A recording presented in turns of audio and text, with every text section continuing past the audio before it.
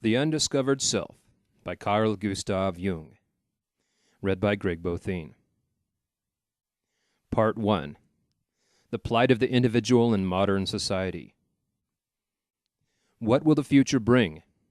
From time immemorial, this question has occupied men's minds, though not always to the same degree. Historically, it is chiefly in times of physical, political, economic, and spiritual distress that men's eyes turn with anxious hope to the future, and when anticipations, utopias, and apocalyptic visions multiply.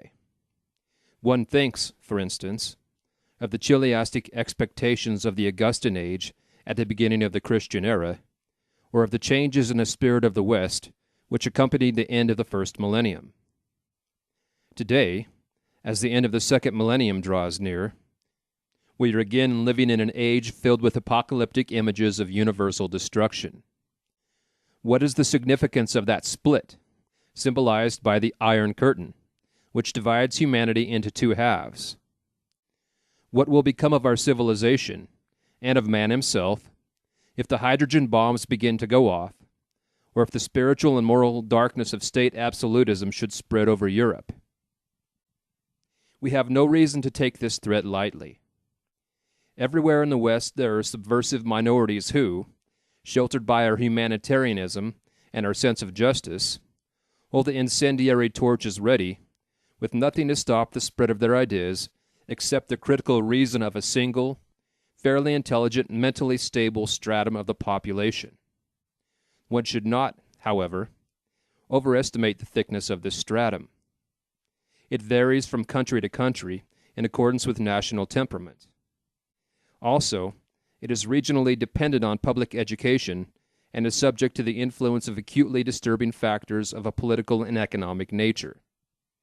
Taking plebiscites as a criterion, one could, on an optimistic estimate, put its upper limit at about 40% of the electorate. A rather more pessimistic view would not be unjustified either, since the gift of reason and critical reflection is not one of man's outstanding peculiarities, and even where it exists, it proves to be wavering and inconstant, the more so, as a rule, the bigger the political groups are. The mass crushes out the insight and reflection that are still possible with the individual, and this necessarily leads to doctrinaire and authoritarian tyranny if ever the constitutional state should succumb to a fit of weakness. Rational argument can be conducted with some prospect of success only so long as the emotionality of a given situation does not exceed a certain critical degree. If the effective temperature rises above this level, the possibility of reasons having any effect ceases, and its place is taken by slogans and chimerical wish fantasies. That is to say, a sort of collective possession results, which rapidly develops into a psychic epidemic. In this state, all those elements whose existence is merely tolerated as asocial under the rule of reason come to the top. Such individuals are by no means rare curiosities to be met with only in prisons and lunatic asylums. For every manifest case of insanity there are, in my estimation, at least 10 Latin cases who seldom get to the point of breaking out openly, but whose views and behavior, for all their appearance of normality, are influenced by unconsciously morbid and perverse factors. There are, of course, no medical statistics on the frequency of Latin psychoses, for understandable reasons. But even if their number should amount to less than 10 times that of the manifest psychoses and of manifest criminality, the relatively small percentage of the population figures they represent is more than compensated for by the peculiar dangerousness of these people. Their mental state is that of a collectively excited group ruled by affective judgments and wish fantasies. In a state of collective possession, they are the adapted ones, and consequently they feel quite at home in it. They know from their own experience the language of these conditions, and they know how to handle them.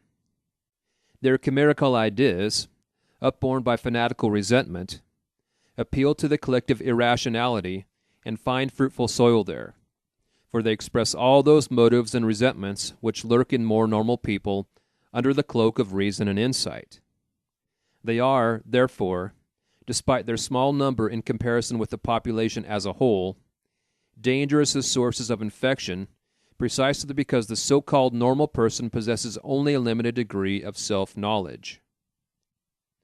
Most people confuse self-knowledge with knowledge of their conscious ego personalities. Anyone who has any ego consciousness at all takes it for granted that he knows himself.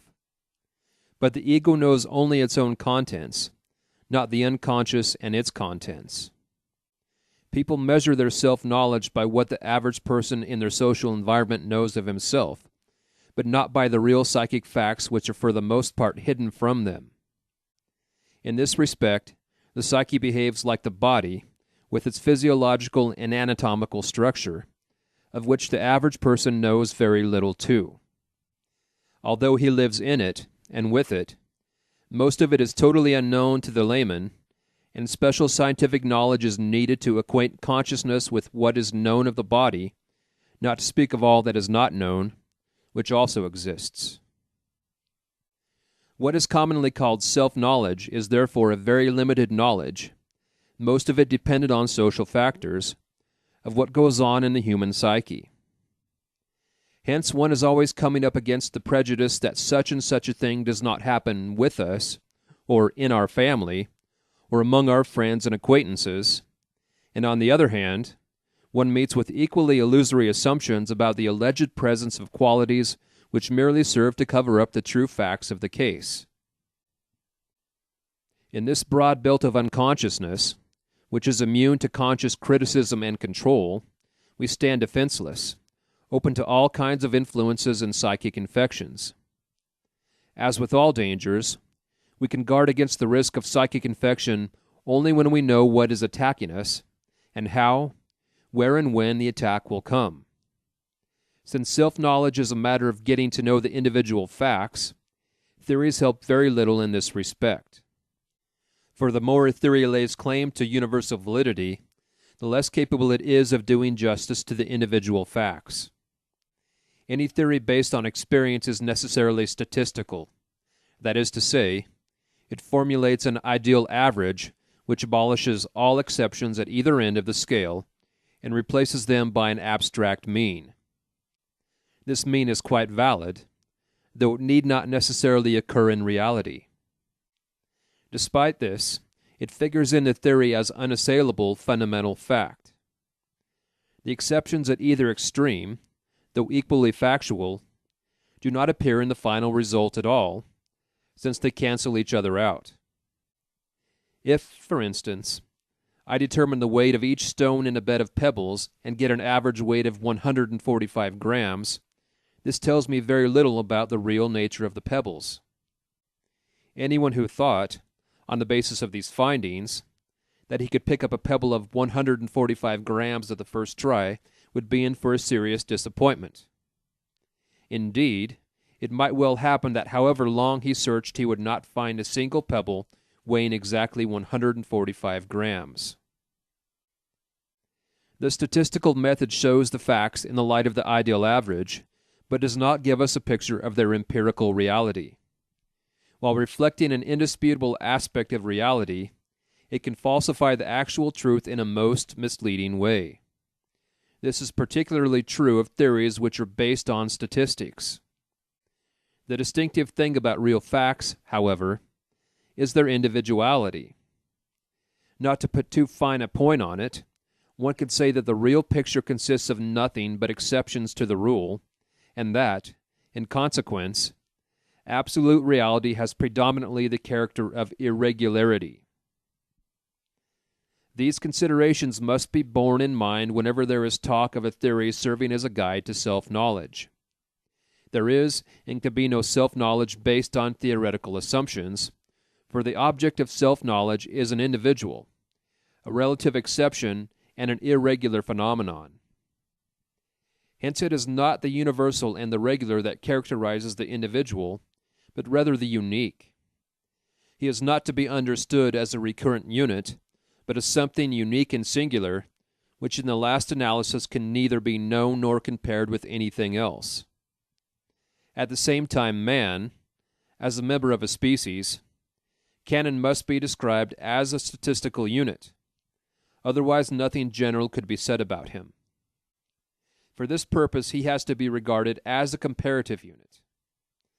This results in a universally valid anthropology or psychology, as the case may be, with an abstract picture of man as an average unit from which all individual features have been removed. But it is precisely these features which are of paramount importance for understanding man. If I want to understand an individual human being, I must lay aside all scientific knowledge of the average man and discard all theories in order to adopt a completely new and unprejudiced attitude. I can only approach the task of understanding with a free and open mind, whereas knowledge of man, or insight into human character, presupposes all sorts of knowledge about mankind in general. Now, whether it is a question of understanding a fellow human being or of self-knowledge, I must in both cases leave all theoretical assumptions behind me. Since scientific knowledge not only enjoys universal esteem, but, in the eyes of modern man, counts as the only intellectual and spiritual authority, understanding the individual obliges me to commit lèse-majesté, so to speak, to turn a blind eye to scientific knowledge.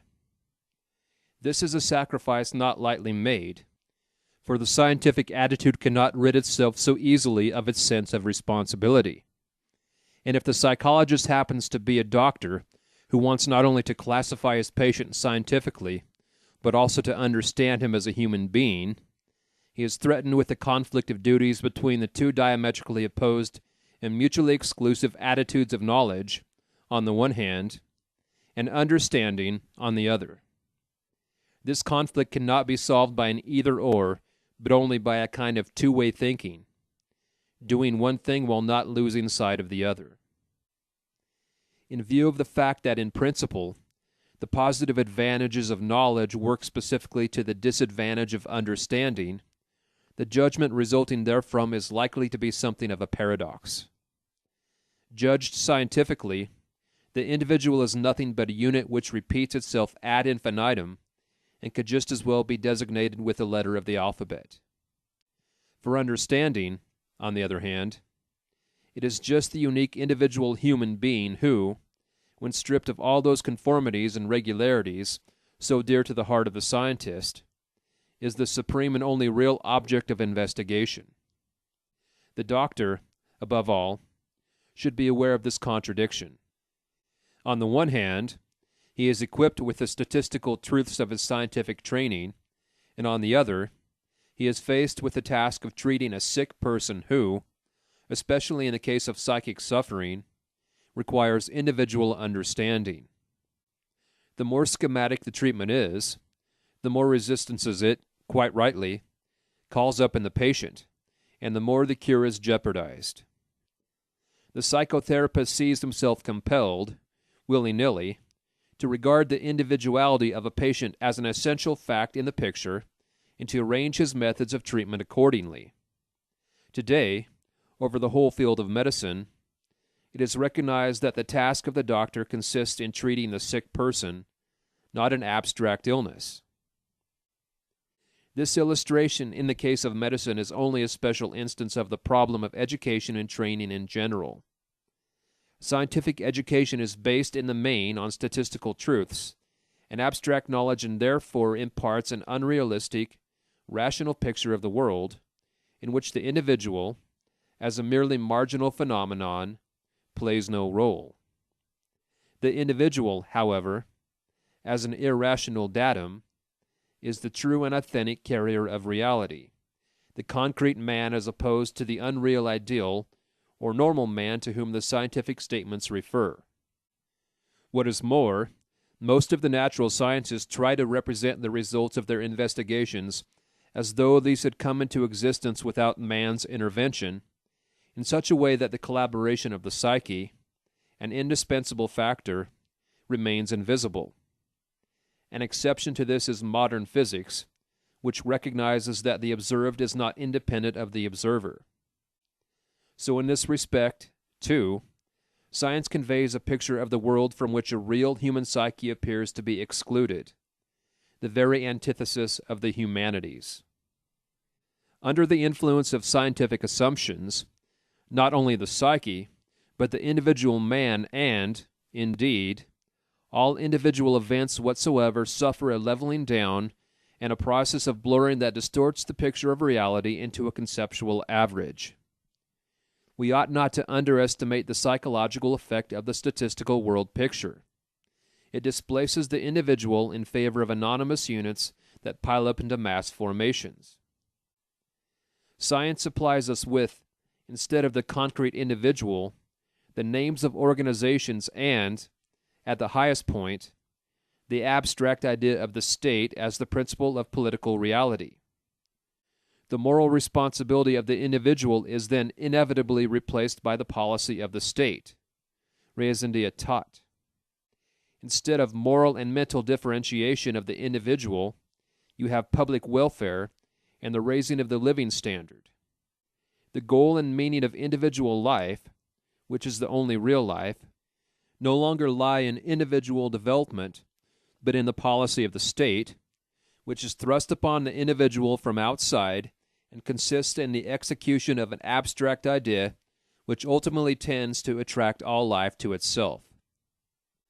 The individual is increasingly deprived of the moral decision as to how he should live his own life, and instead is ruled, fed, clothed, and educated as a social unit, accommodated in the appropriate housing unit, and amused in accordance with the standards that give pleasure and satisfaction to the masses.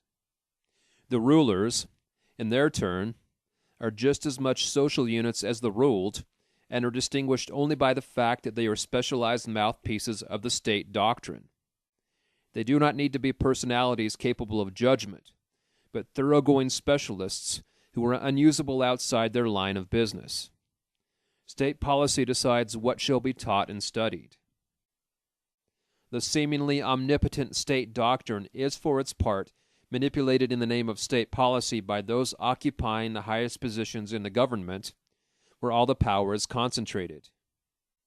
Whoever, by election or caprice, gets into one of these positions is no longer subservient to authority, for he is the state policy itself, and within the limits of the situation can proceed at his own discretion. With Louis XIV, he can say, "L'État c'est moi." He is thus the only individual, or, at any rate, one of the few individuals who can make use of their individuality, if only they knew how to differentiate themselves from the state doctrine. They are more likely, however, to be the slaves of their own fictions. Such one-sidedness is always compensated psychologically by unconscious subversive tendencies. Slavery and rebellion are inseparable correlates. Hence, rivalry for power and exaggerated distrust pervade the entire organism from top to bottom.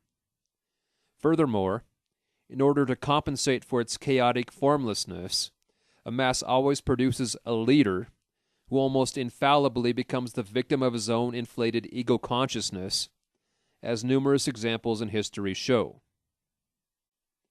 This development becomes logically unavoidable the moment the individual masses together with others and becomes obsolete. Apart from agglomerations of huge masses of people, in which the individual disappears anyway, one of the chief factors responsible for psychological mass-mindedness is scientific rationalism, which robs the individual of his foundations and his dignity. As a social unit, he has lost his individuality and become a mere abstract number in the Bureau of Statistics. He can only play the role of an interchangeable unit of infinitesimal importance. Looked at rationally and from outside, that is exactly what he is. And from this point of view, it seems positively absurd to go on talking about the value or meaning of the individual.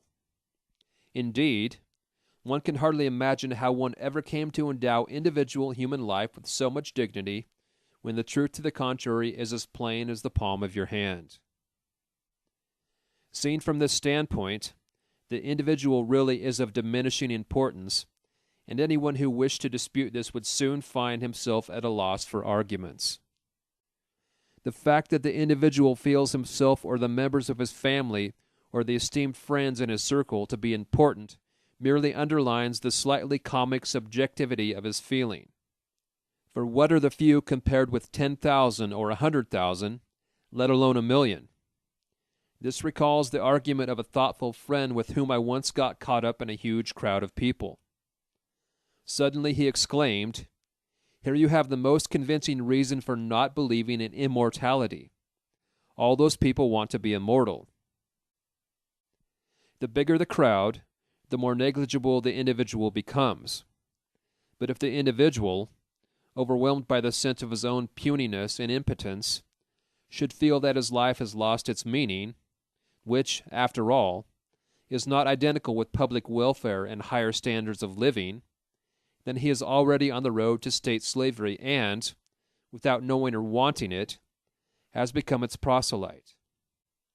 The man who looks only outside and quails before the big battalions has no resource with which to combat the evidence of his senses and reason. But that is just what is happening today. We are all fascinated and overawed by statistical truths in large numbers, and are daily apprised of the nullity and futility of the individual personality, since it is not represented and personified by any mass organization.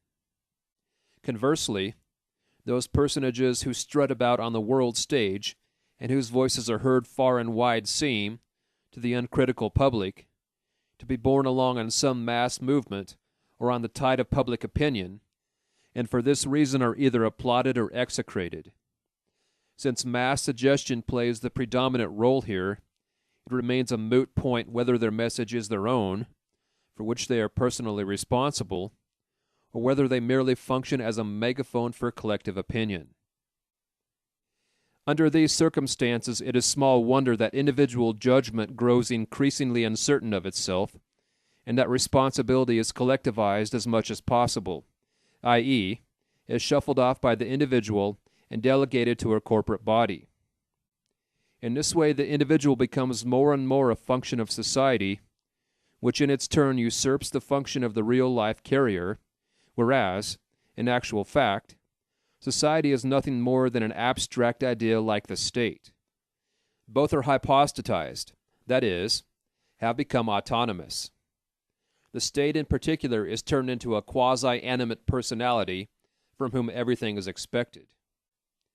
In reality, it is only a camouflage for those individuals who know how to manipulate it. Thus the constitutional state drifts into the situation of a primitive form of society, namely, the communism of a primitive tribe where everybody is subject to the autocratic rule of a chief or an oligarchy. Part 2. Religion as the counterbalance to mass-mindedness. In order to free the fiction of the sovereign state, in other words, the whims of those who manipulate it, from every wholesome restriction, all socio-political movements tending in this direction invariably try to cut the ground from under the religions. For, in order to turn the individual into a function of the state, his dependence on anything beside the state must be taken from him.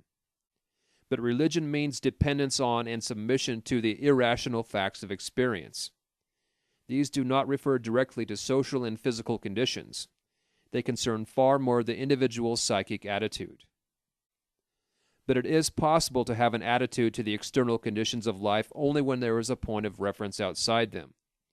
The religions give, or claim to give, such a standpoint, thereby enabling the individual to exercise his judgment and his power of decision.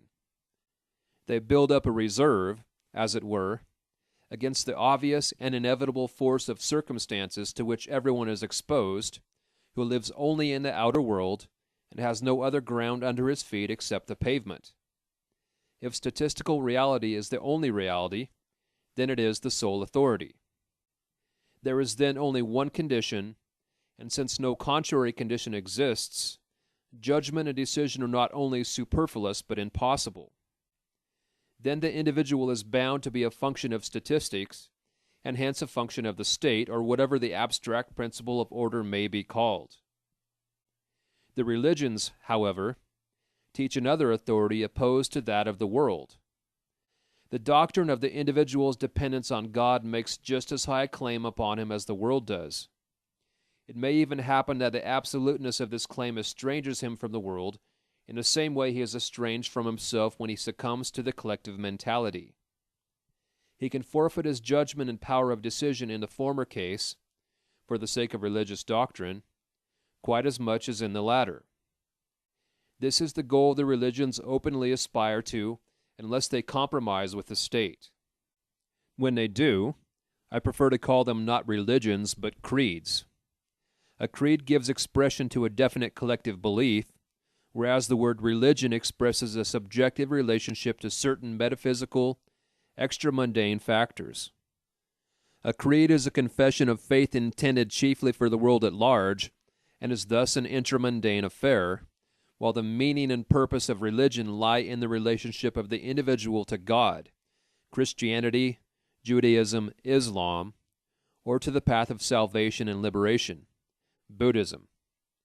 From this basic fact all ethics is derived, which without the individual's responsibility before God can be called nothing more than conventional morality. Since they are compromises with mundane reality, the creeds have accordingly seen themselves obliged to undertake a progressive codification of their views, doctrines, and customs, and in so doing have externalized themselves to such an extent that the authentic religious element in them, the living relationship to and direct confrontation with their extra-mundane point of reference, has been thrust into the background.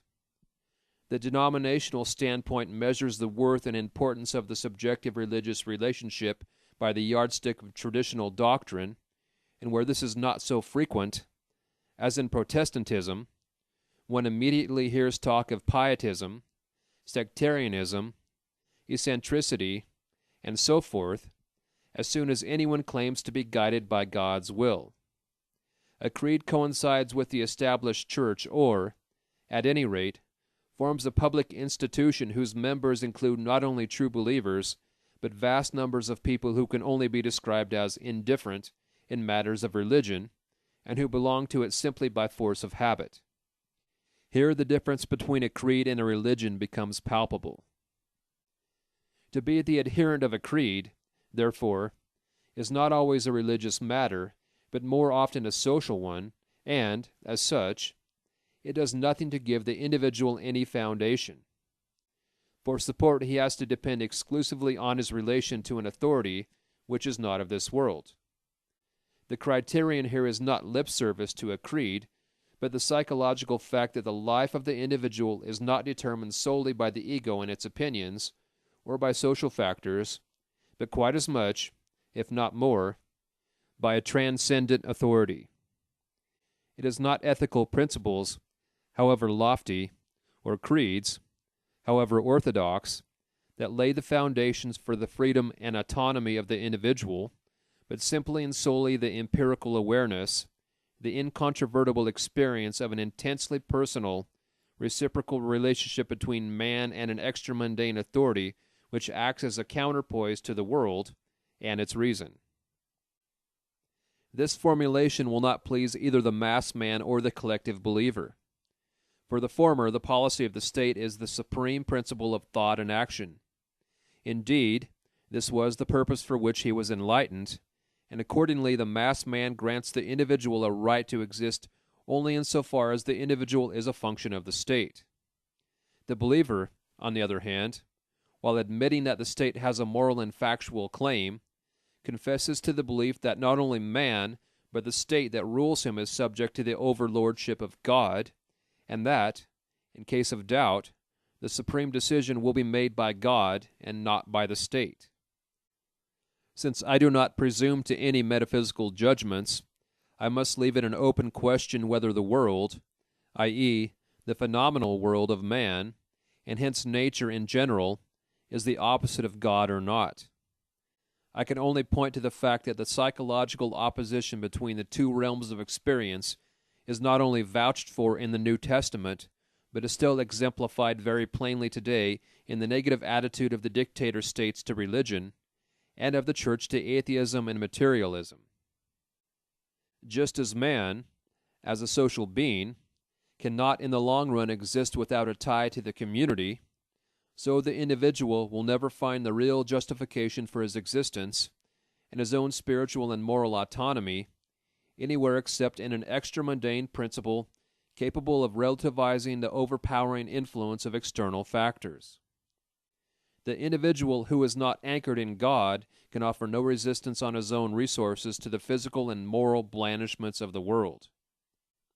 For this he needs the evidence of inner, transcendent experience, which alone can protect him from the otherwise inevitable submersion in the mass. Merely intellectual or even moral insight into the stultification and moral irresponsibility of the mass man is a negative recognition only, and amounts to not much more than a wavering on the road to the atomization of the individual. It lacks the driving force of religious conviction, since it is merely rational. The dictator state has one great advantage over bourgeoisie reason. Along with the individual, it swallows up his religious forces. The state has taken the place of God. That is why, seen from this angle, the socialist dictatorships are religions and state slavery is a form of worship.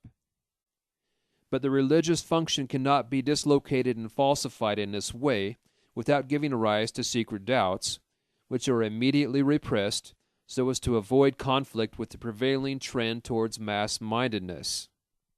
The result, as always in such cases, is overcompensation in the form of fanaticism, which in its turn is used as a weapon for stamping out the least flicker of opposition.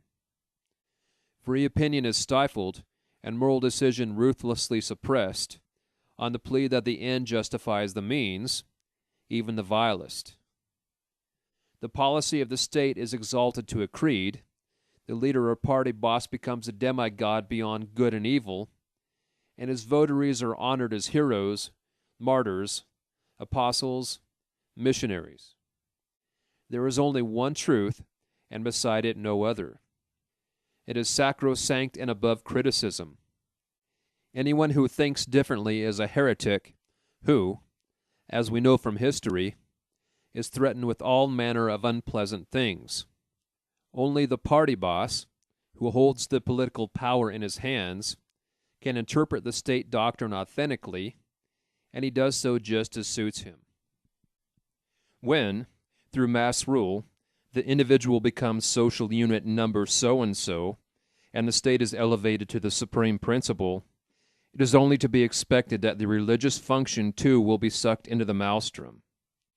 Religion, as the careful observation and taking account of certain invisible and uncontrollable factors, is an instinctive attitude peculiar to man, and its manifestations can be followed all through human history. Its evident purpose is to maintain the psychic balance, for the natural man has an equally natural knowledge of the fact that his conscious functions may at any time be thwarted by uncontrollable happenings, coming from inside as well as from outside. For this reason, he is always taking care that any difficult decision likely to have consequences for himself and others shall be rendered safe by suitable measures of a religious nature. Offerings are made to the invisible powers, formidable blessings are pronounced, and all kinds of solemn rites are performed. Everywhere and at all times there have been rites d'entrée et de sortie, whose magical efficacy is denied, and which are impugned as magic and superstition by rationalists incapable of psychological insight. But magic has, above all, a psychological effect whose importance should not be underestimated. The performance of a magical action gives the person concerned a feeling of security, which is absolutely essential for carrying out a decision, because the decision is inevitably somewhat one-sided, and is therefore rightly felt to be a risk. Even a dictator thinks it necessary not only to accompany his acts of state with threats, but to stage them with all manners of solemnities. Brass bands, flags, banners, parades, and monster demonstrations are no different in principle from ecclesiastical processions, cannonades, and fireworks to scare off demons. Only, the suggestive parade of state power engenders a collective feeling of security, which, unlike religious demonstrations, gives the individual no protection against his inner demonism. Hence he will cling all the more to the power of the state, i.e., to the mass, thus delivering himself up to it psychically as well as morally, and putting the finishing touch to his social depotentiation. The state, like the church, demands enthusiasm, self-sacrifice, and love, and if religion requires or presupposes the fear of God, then the dictator state takes good care to provide the necessary terror.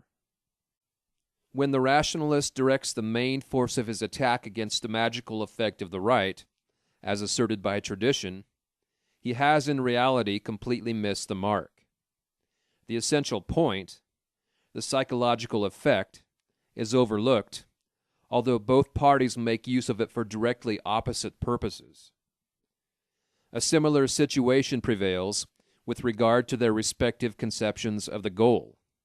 The goals of religion, deliverance from evil, reconciliation with God, rewards in the hereafter, and so on, turn into worldly promises about freedom from care for one's daily bread, the just distribution of material goods, universal prosperity in the future, and shorter working hours. That the fulfillment of these promises is as far off as paradise only furnishes yet another analogy and underlines the fact that the masses have been converted from an extra-mundane goal to a purely worldly belief, which is extolled with exactly the same religious fervor and exclusiveness that the creeds display in the other direction. In order not to repeat myself unnecessarily, I shall not enumerate all the parallels between worldly and otherworldly beliefs, but shall content myself with emphasizing the fact that a natural function, which has existed from the beginning, like the religious function, cannot be disposed of with rationalistic and so-called enlightened criticism. You can, of course, represent the doctrinal contents of the creeds as impossible and subject them to ridicule, but such methods miss the point and do not hit the religious function which forms the basis of the creeds. Religion, in the sense of conscientious regard for the irrational factors of the psyche and individual fate, reappears, evilly distorted, in the deification of state and the dictator. Naturam expellas furcitemon esque recurre. You can throw out nature with a pitchfork, but she'll always turn up again. The leaders and dictators, having weighed up the situation correctly, are therefore doing their best to gloss over all the too obvious parallel with the deification of Caesar and to hide their real power behind the fiction of the state, though this, of course, alters nothing. As I have already pointed out, the dictator state, besides robbing the individual of his rights, has also cut the ground from under his feet psychically by depriving him of the metaphysical foundations of his existence. The ethical decision of the individual human being no longer counts. What alone matters is the blind movement of the masses, and the lie has thus become the operative principle of political action. The state has drawn the logical conclusions from this, as the existence of many millions of state slaves completely deprived of all rights mutely testifies. Both the dictator state and denominational religion lay quite particular emphasis on the idea of community. This is the basic ideal of communism, and it is thrust down the throats of the people so much that it has the exact opposite of the desired effect. It inspires divisive mistrust. The church, which is no less emphasized, appears on the other side as a communal ideal, and where the church is notoriously weak, as in Protestantism, the hope of or a belief in a communal experience makes up for the painful lack of cohesion. As can easily be seen, community is an indispensable aid in the organization of masses, and is therefore a two-edged weapon. Just as the addition of however many zeros will never make a unit, so the value of a community depends on the spiritual and moral stature of the individuals composing it. For this reason, one cannot expect from the community any effect that would outweigh the suggestive influence of the environment. That is, a real and fundamental change in individuals, whether for good or for bad. Such changes can only come from the personal encounter between man and man, but not from communistic or Christian baptisms in Marseille, which do not touch the inner man. How superficial the effect of communal propaganda actually is can be seen from recent events in Eastern Europe. The communal ideal reckons without its host, overlooking the individual human being, who in the end will assert his claims. Part 3. The position of the West on the question of religion. Confronting this development in the 20th century of our Christian era, the Western world stands with its heritage of Roman law, the treasures of Judeo-Christian ethics grounded on metaphysics, and its ideal of the inalienable rights of man. Anxiously it asks itself the question, how can this development be brought to a standstill or put into reverse? It is useless to pillory the socialist dictatorship as utopian and to condemn its economic principles as unreasonable because, in the first place, the criticizing West only has itself to talk to, its arguments being heard only on this side of the Iron Curtain, and, in the second place, any economic principles you like can be put into practice so long as you are prepared to accept the sacrifices they entail. You can carry through any social and economic reforms you please if, like Stalin, you let 3 million peasants starve to death and have a few million unpaid laborers at your disposal. A state of this kind has no social or economic crises to fear. So long as its power is intact, that is to say, so long as there is a well-disciplined and well-fed police army in the offing, it can maintain its existence for an indefinitely long period and can go on increasing its power to an indefinite extent. In accordance with its excess birth rate, it can raise the number of its unpaid workers almost at will in order to compete with its rivals, regardless of the world market, which is to a large measure dependent on wages. A real danger can come to it only from outside, through the threat of military attack. But this risk grows less every year, firstly because the war potential of the dictator states is steadily increasing, and secondly because the West cannot afford to arouse Latin, Russian, or Chinese nationalism and chauvinism by an attack which would divert their well-meant undertakings into a hopelessly wrong channel. So far as one can see, only one possibility remains, and that is a breakdown of power from within, which must, however, be left to follow its own inner development. Any support from outside at present would have a little effect, in view of the existing security measures and the danger of nationalistic reactions. The absolute state has an army of fanatical missionaries to do its bidding in matters of foreign policy, and these in their turn can count on a fifth column who are guaranteed asylum under the laws and constitution of the Western states. In addition, the communes of believers, very strong in places, considerably weaken Western government's powers of decision, whereas the West has no opportunity to exert a similar influence on our rivals, though we are probably not wrong in surmising that there is a certain amount of opposition among the masses in the East. There are always upright and truth-loving people to whom lying and tyranny are hateful, but one cannot judge whether they exert any decisive influence on the masses under the police regimes. In view of this uncomfortable situation, the question is heard again and again in the West. What can we do to counter this threat from the East? Even though the West has considerable industrial power and a sizable defense potential at its command, we cannot rest content with this, for we know that even the biggest guns and the heaviest industry, with its relatively high living standard, are not enough to check the psychic infection spread by religious fanaticism. The West has unfortunately not yet awakened to the fact that our appeal to idealism and reason and other desirable virtues, delivered with so much enthusiasm, is mere sound and fury. It is a puff of wind swept away in the storm of religious faith, however twisted this faith may appear to us. We are faced, not with a situation that can be overcome by rational or moral arguments, but with an unleashing of emotional forces and ideas engendered by the spirit of the times, and these, as we know from experience, are not much influenced by rational reflection and still less by moral exhortation. It has been correctly realized in many quarters that the alex pharmac, the antidote, should in this case be an equally potent faith of a different and non-materialistic kind, and that the religious attitude grounded upon it would be the only effective defense against the danger of psychic infection. Unhappily, the little word should, which never fails to appear in this connection, points to a certain weakness, if not the absence, of this desideratum. Not only does the West lack a uniform faith that could block the progress of a fanatical ideology, but, as the father of Marxist philosophy, it makes use of exactly the same spiritual assumptions, the same arguments and aims. Although the churches in the West enjoy full freedom, they are not less full or empty than in the East.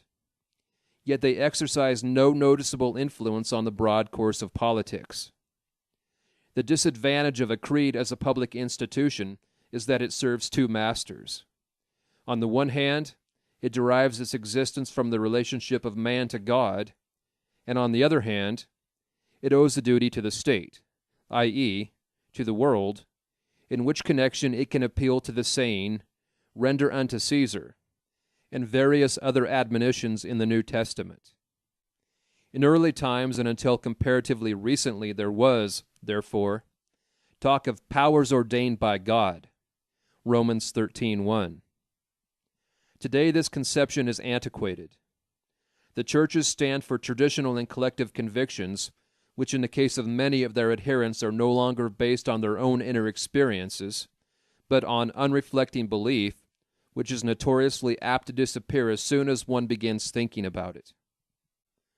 The content of belief then comes into collision with knowledge, and it often turns out that the irrationality of the former is no match for the ratiocinations of the latter. Belief is no adequate substitute for inner experience, and where this is absent, even a strong faith, which came miraculously as a gift of grace, may depart equally miraculously. People call faith the true religious experience, but they do not stop to think that actually it is a secondary phenomenon arising from the fact that something happened to us in the first place, which instilled into us, that is, trust and loyalty. This experience has a definite content that can be interpreted in terms of one or the other of the denominational creeds. But the more this is so, the more the possibilities of these conflicts with knowledge mount up, which in themselves are quite pointless. That is to say, the standpoint of the creeds is archaic. They are full of impressive mythological symbolism which, if taken literally, comes into insufferable conflict with knowledge. But if, for instance, the statement that Christ rose from the dead is to be understood not literally but symbolically, then it is capable of various interpretations that do not collide with knowledge and do not impair the meaning of the statement. The objection that understanding it symbolically puts an end to the Christian's hope of immortality is invalid, because long before the coming of Christianity, mankind believed in a life after death, and therefore had no need of the Easter event as guarantee of immortality. The danger that a mythology understood too literally, and as taught by the Church, will suddenly be repudiated lock, stock, and barrel is today greater than ever.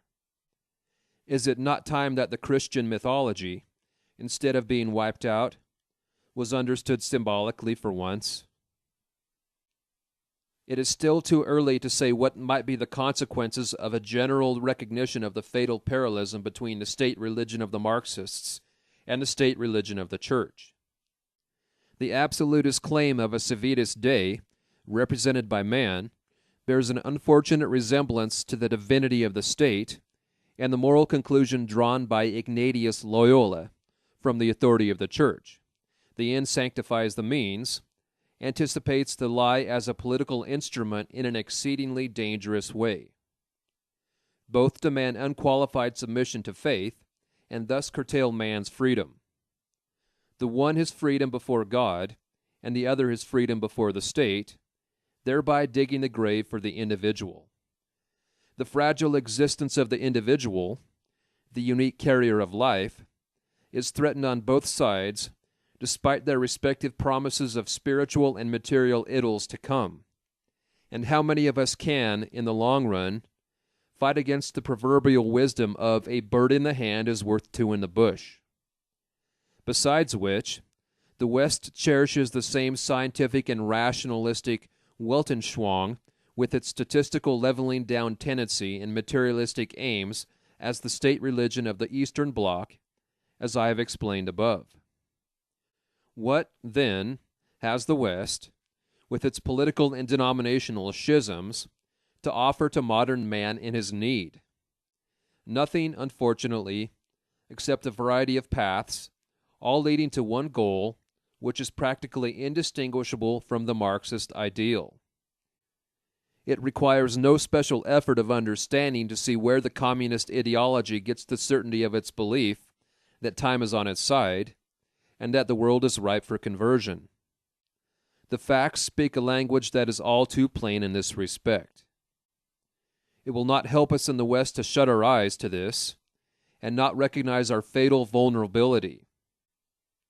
Anyone who has once learned to submit absolutely to a collective belief, and to renounce his eternal right to freedom and the equally eternal duty of individual responsibility, will persist in this attitude, and will be able to set out with the same credulity and the same lack of criticism in the reverse direction, if another and manifestly better belief is foisted upon his alleged idealism.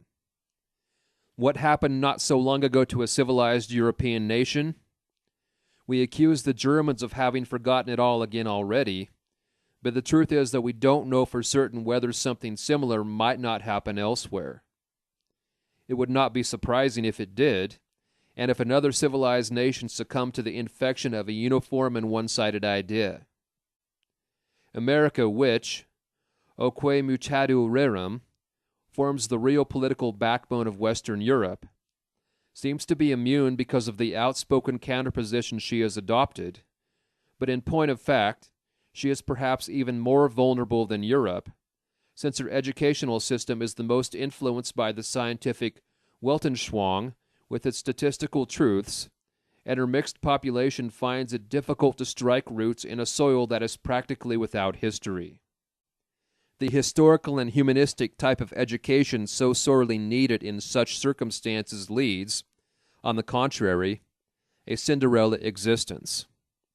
Though Europe possesses this latter requirement, she uses it to her own undoing in the form of nationalistic egoisms and paralyzing skepticism. Common to both is the materialistic and the collectivist goal, and both lack the very thing that expresses and grips the whole man, namely, an idea which puts the individual human being in the center as the measure of all things. This idea alone is enough to arouse the most violent doubts and resistances on all sides, and one could almost go as far as to assert that the valuelessness of the individual, in comparison with large numbers, is the one belief that meets with universal and unanimous assent. To be sure, we all say that this is the century of the common man, that he is the Lord of the earth, the air and the water, and that on his decision hangs the historical fate of the nations. This proud picture of human grandeur is unfortunately an illusion only, and is counterbalanced by a reality which is very different. In this reality, man is the slave and victim of the machines that have conquered space and time for him. He is intimidated and endangered by the might of the war technique, which is supposed to safeguard his physical existence.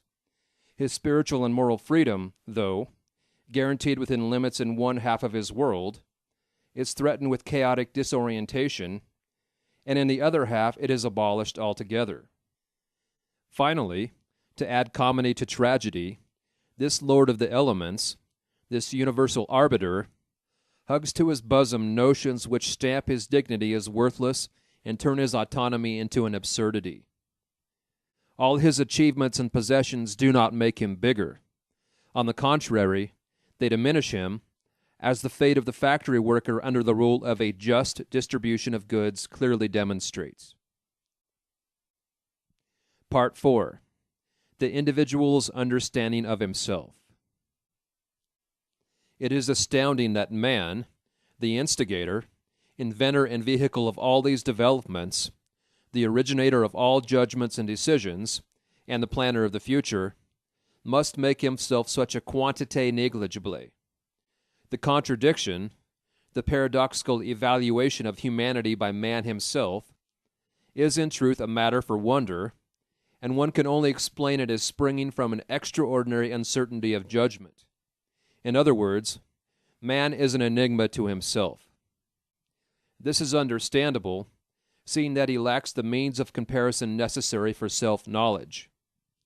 He knows how to distinguish himself from the other animals in point of anatomy and physiology, but as a conscious, reflecting being, gifted with speech, he lacks all criteria for self-judgment. He is on this planet a unique phenomenon which he cannot compare with anything else. The possibility of comparison and hence of self-knowledge would arise only if he could establish relations with quasi-human mammals inhabiting other stars. Until then, man must continue to resemble a hermit who knows that in respect of comparative anatomy he has affinities with the anthropoids, but, to judge by appearances, it is extraordinarily different from his cousins in respect of his psyche. It is just in this most important characteristic of his species that he cannot know himself, and therefore remains a mystery to himself. The differences of degree within his own species are of little significance compared with the possibilities of self-knowledge, which would be occasioned by an encounter with a creature of similar structure but different origin. Our psyche, which is primarily responsible for all the historical changes wrought by the hand of man on the face of this planet, remains an insoluble puzzle and an incomprehensible wonder, an object of abiding perplexity, a feature it shares with all nature's secrets. In regard to the latter, we still have hope of making more discoveries and finding answers to the most difficult questions. But in regard to the psyche and psychology, there seems to be a curious hesitancy. Not only is it the youngest of the empirical sciences, but it has great difficulty in getting anywhere near its proper object. In the same way that our misconception of the solar system had to be freed from prejudice by Copernicus, the most strenuous efforts of a well-nigh revolutionary nature were needed to free psychology, first from the spell of mythological ideas, and then from the prejudice that the psyche is, on the one hand, a mere epiphenomenon of a biochemical process in the brain, or, on the other hand, a wholly unapproachable and recondite matter. The connection with the brain does not in itself prove that the psyche is an epiphenomenon, a secondary function causally dependent on biochemical processes. Nevertheless, we know only too well how much the psychic function can be disturbed by verifiable processes in the brain, and this fact is so impressive that the subsidiary nature of the psyche seems an almost unavoidable inference. The phenomena of parapsychology, however, warn us to be careful, for they point to a relativization of space and time through psychic factors, which cast doubt on our naive and over-hasty explanation of the parallels between the psychic and the physical. For the sake of this explanation, people deny the findings of parapsychology outright, either for philosophical reasons or from intellectual laziness. This can hardly be considered a scientifically responsible attitude, even though it is a popular way out of a quite extraordinary intellectual difficulty. To assess the psychic phenomenon, we have to take account of all the other phenomena that come with it, and accordingly we can no longer practice any psychology that ignores the existence of the unconscious or of parapsychology. The structure and physiology of the brain furnish no explanation of the psychic process. The psyche has a peculiar nature which cannot be reduced to anything else. Like physiology, it represents a relatively self-contained field of experience to which we must attribute a quite special importance because it holds within itself one of the two indispensable conditions for existence as such, namely, the phenomenon of consciousness. Without consciousness there would, practically speaking, be no world, for the world exists as such only insofar as it is consciously reflected and consciously expressed by a psyche. Consciousness is a precondition of being. Thus the psyche is endowed with the dignity of a cosmic principle which philosophically and in fact gives it a position co-equal with the principle of physical being. The carrier of this consciousness is the individual, who does not produce the psyche on his own volition, but is, on the contrary, preformed by it and nourished by the gradual awakening of consciousness during childhood. If the psyche must be granted an overriding empirical importance, so also must the individual, who is the only immediate manifestation of the psyche. This fact must be expressly emphasized for two reasons. Firstly, the individual psyche, just because of its individuality, is an exception to the statistical rule and is therefore robbed of one of its main characteristics when subjected to the leveling influence of statistical evaluation. Secondly, the churches grant it validity only insofar as it acknowledges their dogmas. In other words, when it surrenders to a collective category. In both cases, the will to individuality is regarded as egotistic obstinacy. Science devalues it as subjectivism, and the churches condemn it morally as heresy and spiritual pride.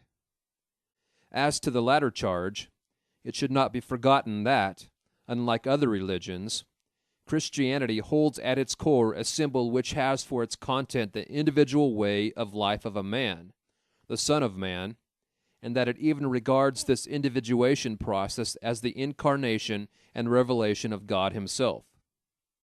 Hence the development of the self acquires a significance whose full implications have hardly begun to be appreciated, because too much attention to externals block the way to immediate inner experience. Were not the autonomy of the individual the secret longing of many people, this hard-pressed phenomenon would scarcely be able to survive the collective suppression, either morally or spiritually. All these obstacles make it more difficult to arrive at a correct appreciation of the human psyche, but they count for very little beside one other remarkable fact that deserves mentioning. This is the common psychiatric experience that the devaluation of the psyche and other resistances to psychological enlightenment are based in large measure on fear, on panic fear of the discoveries that might be made in the realm of the unconscious. These fears are found not only among persons who are frightened by the picture Freud painted of the unconscious, they also troubled the originator of psychoanalysis himself, who confessed to me that it was necessary to make a dogma of his sexual theory because this was the sole bulwark of reason against a possible outburst of the black flood of occultism.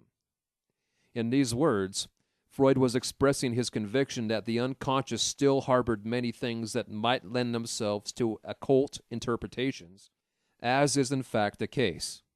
These archaic vestiges, or archetypal forms grounded on the instincts and giving expression to them, have a numinous quality that sometimes arouses fear. They are ineradicable, for they represent the ultimate foundations of the psyche itself. They cannot be grasped intellectually, and when one has destroyed one manifestation of them, they reappear in altered form. It is this fear of the unconscious psyche which not only impedes self-knowledge, but is the gravest obstacle to a wider understanding and knowledge of psychology. Often the fear is so great that one dares not admit it even to oneself. Here is a question that every religious person should consider very seriously. He might get an illuminating answer. A scientifically oriented psychology is bound to proceed abstractly. That is, it removes itself just sufficiently far from its object not to lose sight of it altogether. That is why the findings of laboratory psychology are, for all practical purposes, often so remarkably unenlightening and devoid of interest. The more the individual object dominates the field of vision, the more practical, detailed, and alive will be the knowledge derived from it. This means that the objects of investigation, too, become more and more complicated, and the uncertainty of individual factors increases proportionally to their number, thus increasing the possibility of error. Understandably enough, academic psychology is scared of this risk and prefers to avoid complex impunity. It has full freedom in the choice of questions it will put to nature. Medical psychology is very far from being in this more or less enviable position. Here the object puts the question and not the experimenter. The doctor is confronted with facts which are not of his choosing, and which he probably never would choose if he were a free agent. It is the sickness or the patient that puts the crucial questions. In other words, nature experiments with the doctor in expecting an answer from him.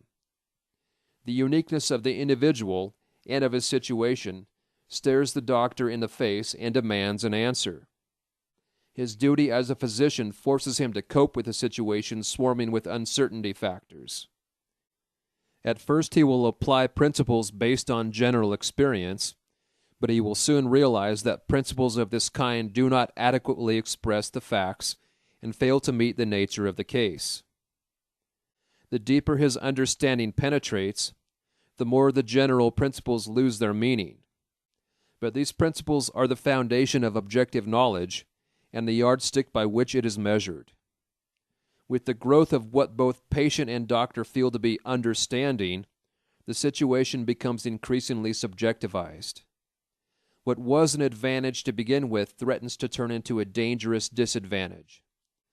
Subjectivization, in technical terms, transference and countertransference, creates isolation from the environment, a social limitation which neither party wishes for but which invariably sets in when understanding predominates and is no longer balanced by knowledge. As understanding deepens, the further removed it becomes from knowledge.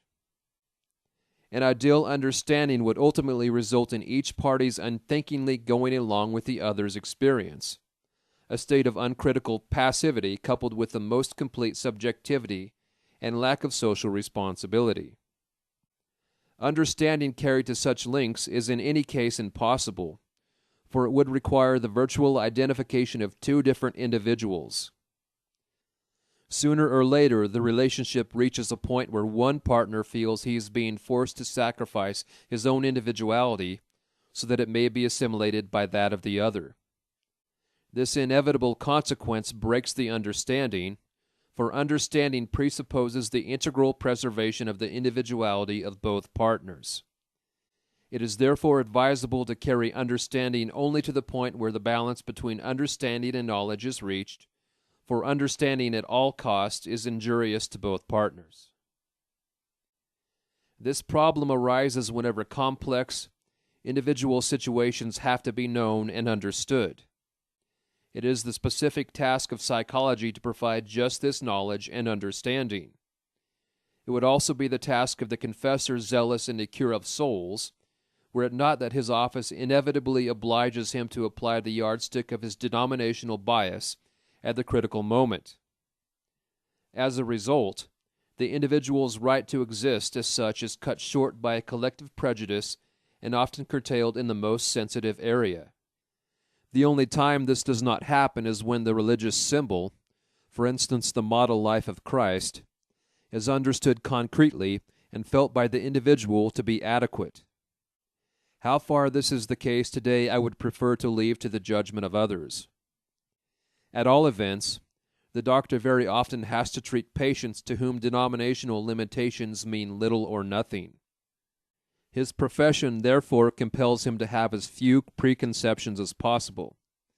Similarly, while respecting metaphysical, i.e., non-verifiable, convictions and assertions, he will take care not to credit them with universal validity.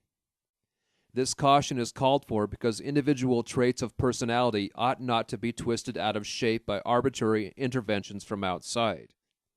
The doctor must leave this to environmental influences, to the person's own inner development and, in the widest sense, to fate with its wise or unwise decrees.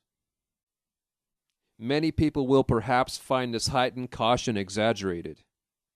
In view of the fact, however, that there is in any case such a multitude of reciprocal influences at work in the dialectical process between two individuals, even if this process is conducted with the most tactful reserve, the responsible doctor will refrain from adding unnecessarily to the collective factors to which his patient has already succumbed. Moreover, He knows very well that the preaching of even the worthiest precepts only provokes the patient into open hostility or a secret resistance, and thus needlessly endangers the aim of the treatment. The psychic situation of the individual is so menaced nowadays by advertisement, propaganda, and other more or less well-meant advice and suggestions that for once in his life, the patient might be offered a relationship that does not repeat the nauseating "you should," "you must," and similar confessions of impotence. Against the onslaught from outside, no less than against its repercussions in the psyche of the individual, the doctor sees himself obliged to play the role of counsel for the defense.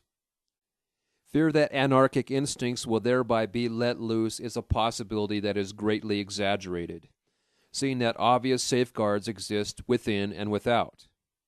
Above all, there is the natural cowardice of most men to be reckoned with, not to mention morality, good taste, and last but not least, the penal code. This fear is nothing compared with the enormous effort it usually costs people to help the first stirrings of individuality into consciousness, let alone put them into effect. And where these individual impulses have broken through too impetuously and unthinkingly, the doctor must protect them from the patient's own clumsy recourse to short-sightedness, ruthlessness, and cynicism. As the dialectical discussion proceeds, a point is reached where an evaluation of these individual impulses becomes necessary. By that time, the patient should have acquired enough certainty of judgment to enable him to act on his own insight and decision, and not from the mere wish to copy convention, even if he happens to agree with collective opinion. Unless he stands firmly on his own feet, the so-called objective values profit him nothing, since they then only serve as a substitute for character and so help him to suppress his individuality. Naturally, society has an indisputable right to protect itself against errant subjectivisms, but, insofar as society itself is composed of de-individualized persons, it is completely at the mercy of ruthless individualists. Let it band together into groups and organizations as much as it likes. It is just this banding together and the resultant extinction of the individual personality that makes it succumb so readily to a dictator. A million zeros joined together do not, unfortunately, add up to one. Ultimately, everything depends on the quality of the individual, but the fatally short-sighted habit of our age is to think only in terms of large numbers and mass organizations, though one would think that the world had seen more than enough of what a well-disciplined mob can do in the hands of a single madman. Unfortunately, this realization does not seem to have penetrated very far, and our blindness in this respect is extremely dangerous. People go on blithely organizing and believing in the sovereign remedy of mass action, without the least consciousness of the fact that the most powerful organizations can be maintained only by the greatest ruthlessness of their leaders and the cheapest of slogans. Curiously enough, the churches too want to avail themselves of mass action in order to cast out the devil with Beelzebub. The very churches whose care is the salvation of the individual soul. They too do not appear to have heard anything of the elementary axiom of mass psychology, that the individual becomes morally and spiritually inferior in the mass, and for this reason they do not burden themselves overmuch with the real task of helping the individual to achieve a metanoia, or rebirth of the spirit, Deo Considente. It is, unfortunately, only too clear that if the individual is not truly regenerated in spirit, society cannot be either, for society is the sum total of individuals in need of redemption. I can therefore see it only as a delusion when the churches try, as they apparently do, to rope the individual into a social organization and reduce him to a condition of diminished responsibility, instead of raising him out of the torpid, mindless mass and making clear to him that he is the one important factor and that the salvation of the world consists in the salvation of the individual soul. It is true that mass meetings parade such ideas before him and seek to impress them on him by dint of mass suggestion, with the unedifying result that when the intoxication is worn off, the masked man promptly succumbs to another even more obvious and still louder slogan. His individual relation to God would be an effective shield against these pernicious influences. Did Christ ever call his disciples to him at a mass meeting? Did the feeding of the 5,000 bring him any followers who did not afterwards cry, "Crucify him," with the rest, when even the rock named Peter showed signs of wavering? And are not Jesus and Paul prototypes of those who, trusting their inner experience, have gone their own individual ways, disregarding public opinion? This argument should certainly not cause us to overlook the reality of the situation confronting the church.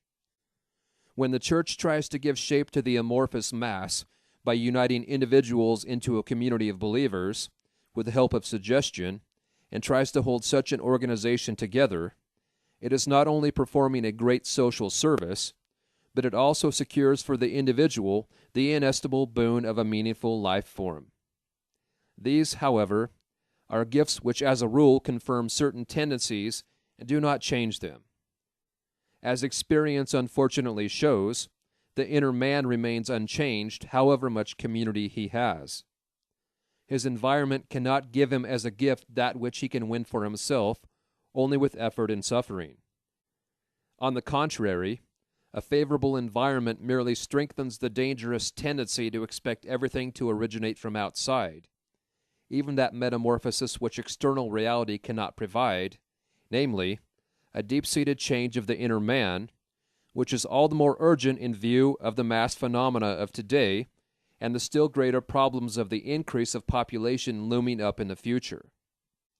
It is time we ask ourselves exactly what we are lumping together in mass organizations and what constitutes the nature of the individual human being, i.e., of the real man and not the statistical man. This is hardly possible except through a new process of self-nourishment. All mass movements, as one might expect, slip with the greatest ease down an inclined plane represented by large numbers. Where the many are, there is security. What the many believe must of course be true. What the many want must be worth striving for, and necessary, and therefore good. In the clamor of the many there lies the power to snatch wish fulfillments by force. Sweetest of all, however, is that gentle and painless slipping back into the kingdom of childhood, into the paradise of parental care, into happy-go-luckiness and irresponsibility. All the thinking and looking after are done from the top. To all questions there is an answer, and for all needs the necessary provision is made. The infantile dream state of the mass man is so unrealistic that he never thinks to ask who is paying for this paradise. The balancing of accounts is left to a higher political or social authority, which welcomes the task, for its power is thereby increased. And the more power it has, the weaker and more helpless the individual becomes. Wherever social conditions of this type develop on a large scale, the road to tyranny lies open and the freedom of the individual turns into spiritual and physical slavery. Since every tyranny is ipso facto immoral and ruthless, it has much more freedom in the choice of its methods than an institution which still takes account of the individual. Should such an institution come into conflict with the organized state, it is soon made aware of the very real disadvantage of its morality, and therefore feels compelled to avail itself of the same methods as its opponent. In this way, the evil spreads almost of necessity, even when direct infection might be avoided. The danger of infection is greater where decisive importance is attached to large numbers and statistical values, as is everywhere the case in our Western world. The suffocating power of the masses is paraded before our eyes in one form or another every day in the newspapers, and the insignificance of the individual is rubbed into him so thoroughly that he loses all hope of making himself heard. The outworn ideals of liberté, égalité, fraternité help him not at all, as he can direct this appeal only to his executioners, the spokesmen of the masses. Resistance to the organized mass can be effected only by the man who is as well organized in his individuality as the mass itself. I fully realize that this proposition must sound well nigh unintelligible to the man of today. The helpful medieval view that man is a microcosm, a reflection of the great cosmos in miniature, has long since dropped away from him, although the very existence of his world-embracing and world-conditioning psyche might have taught him better. Not only is the image of the macrocosm imprinted upon him as a psychic being, but he also creates this image for himself on an ever-widening scale.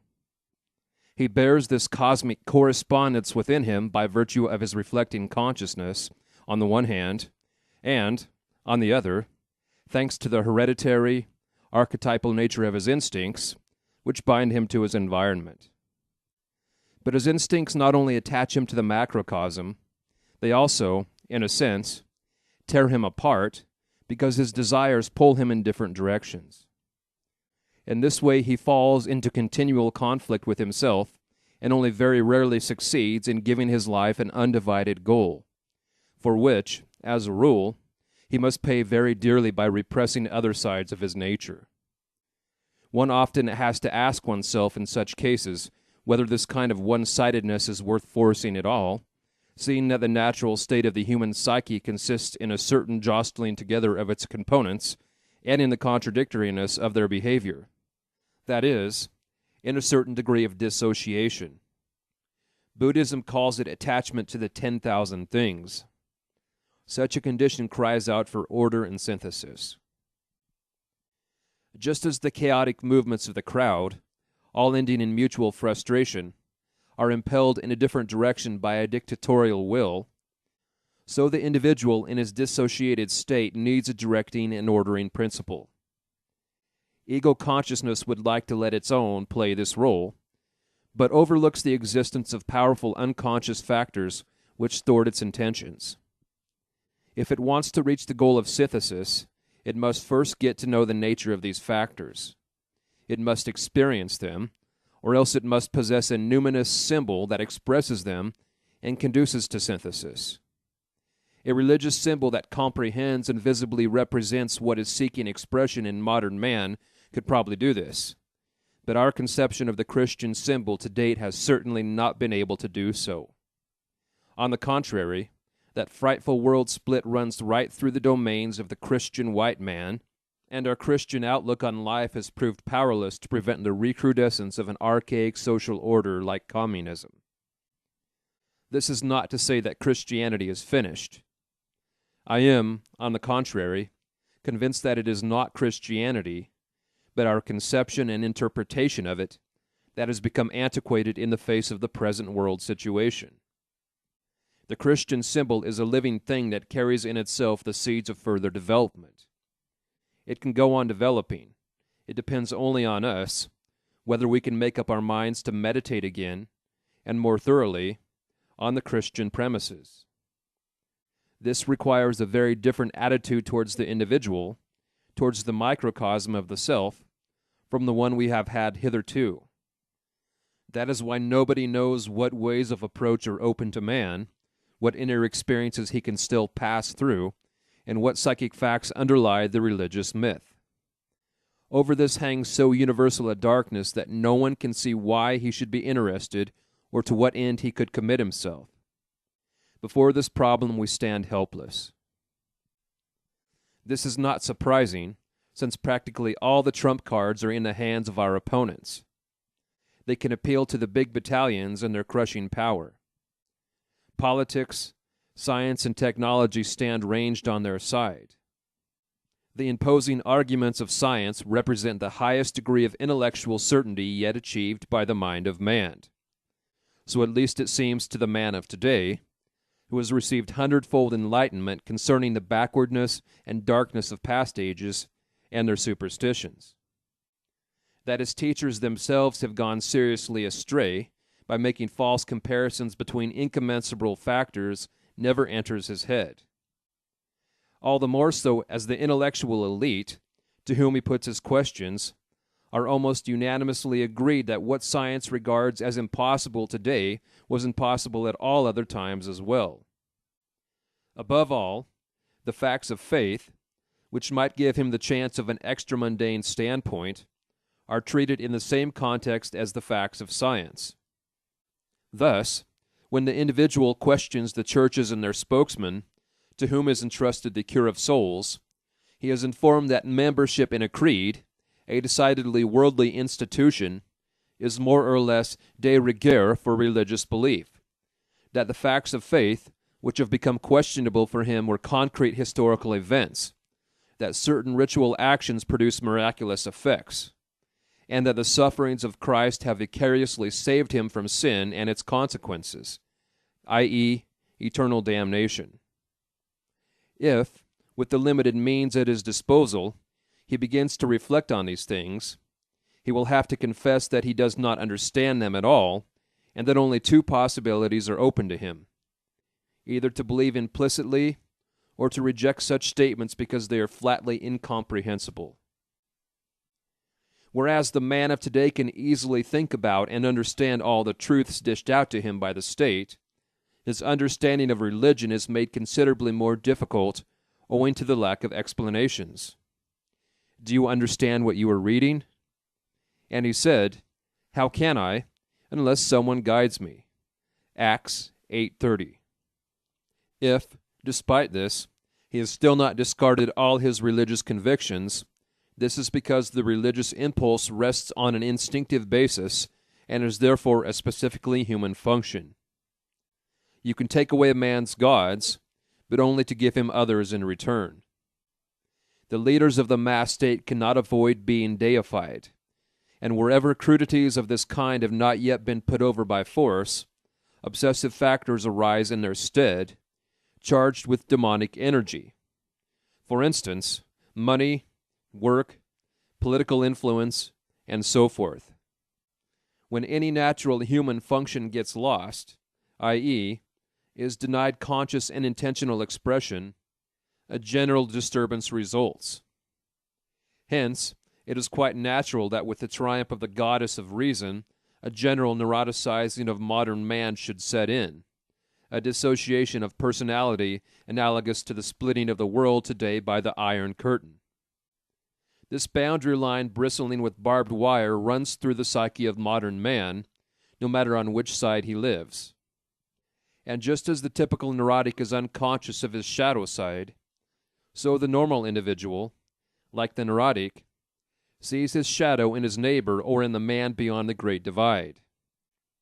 It has even become a political and social duty to apostrophize the capitalism of the one and the communism of the other as the very devil, so as to fascinate the outward eye and prevent it from looking at the individual life within.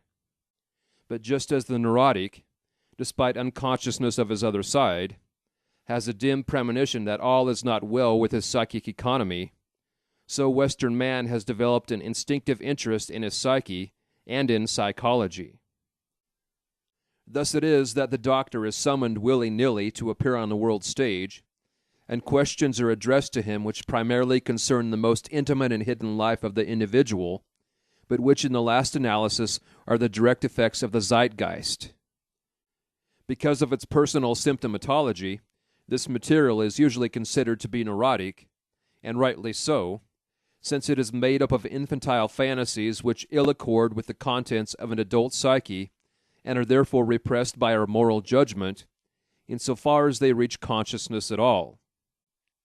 Most fantasies of this kind do not, in the nature of things, come to consciousness in infantile form, and it is very improbable, to say the least of it, that they were ever conscious and were consciously repressed. Rather, they seem to have been present always, or, at any rate, to have arisen unconsciously, and to have persisted in this state until the psychologist's intervention enabled them to cross the threshold of consciousness. The activation of unconscious fantasies is a process that occurs when consciousness finds itself in a critical situation. Were that not so, the fantasies would be produced normally, and would then be followed by the usual neurotic disturbances. In reality, fantasies of this kind belong to the world of childhood and give rise to disturbances only when prematurely strengthened by abnormal conditions in the conscious life. This is particularly likely to happen when unfavorable influences emanate from the parents, poisoning the atmosphere and producing conflicts which upset the psychic balance of the child. When a neurosis breaks out in an adult, the fantasy world of childhood reappears, and one is tempted to explain the onset of the neurosis causally, as due to the presence of infantile fantasies. But that does not explain why the fantasies did not develop any pathological effects during the interim period.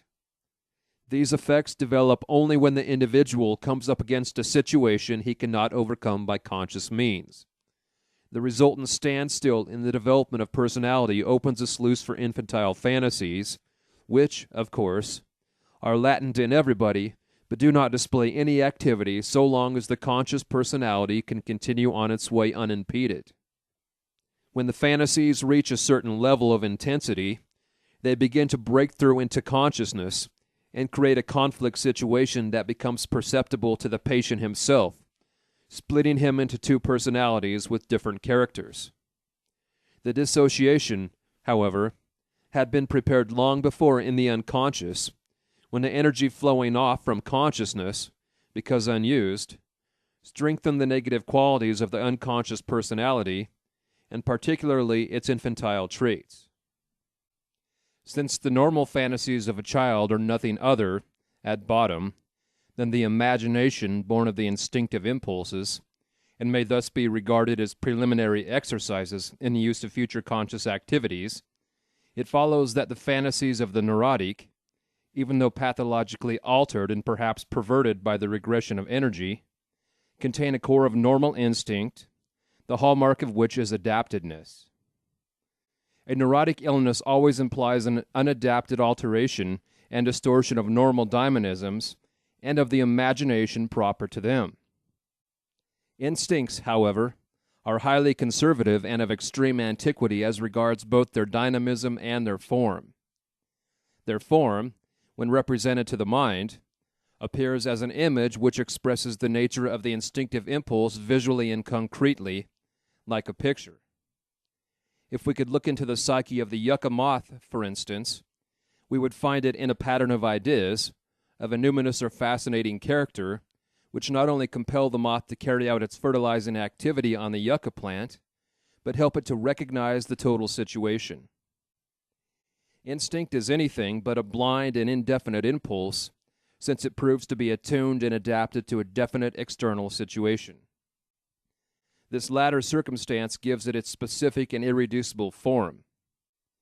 Just as an instinct is original and hereditary, so, too, its form is age-old, that is to say, archetypal.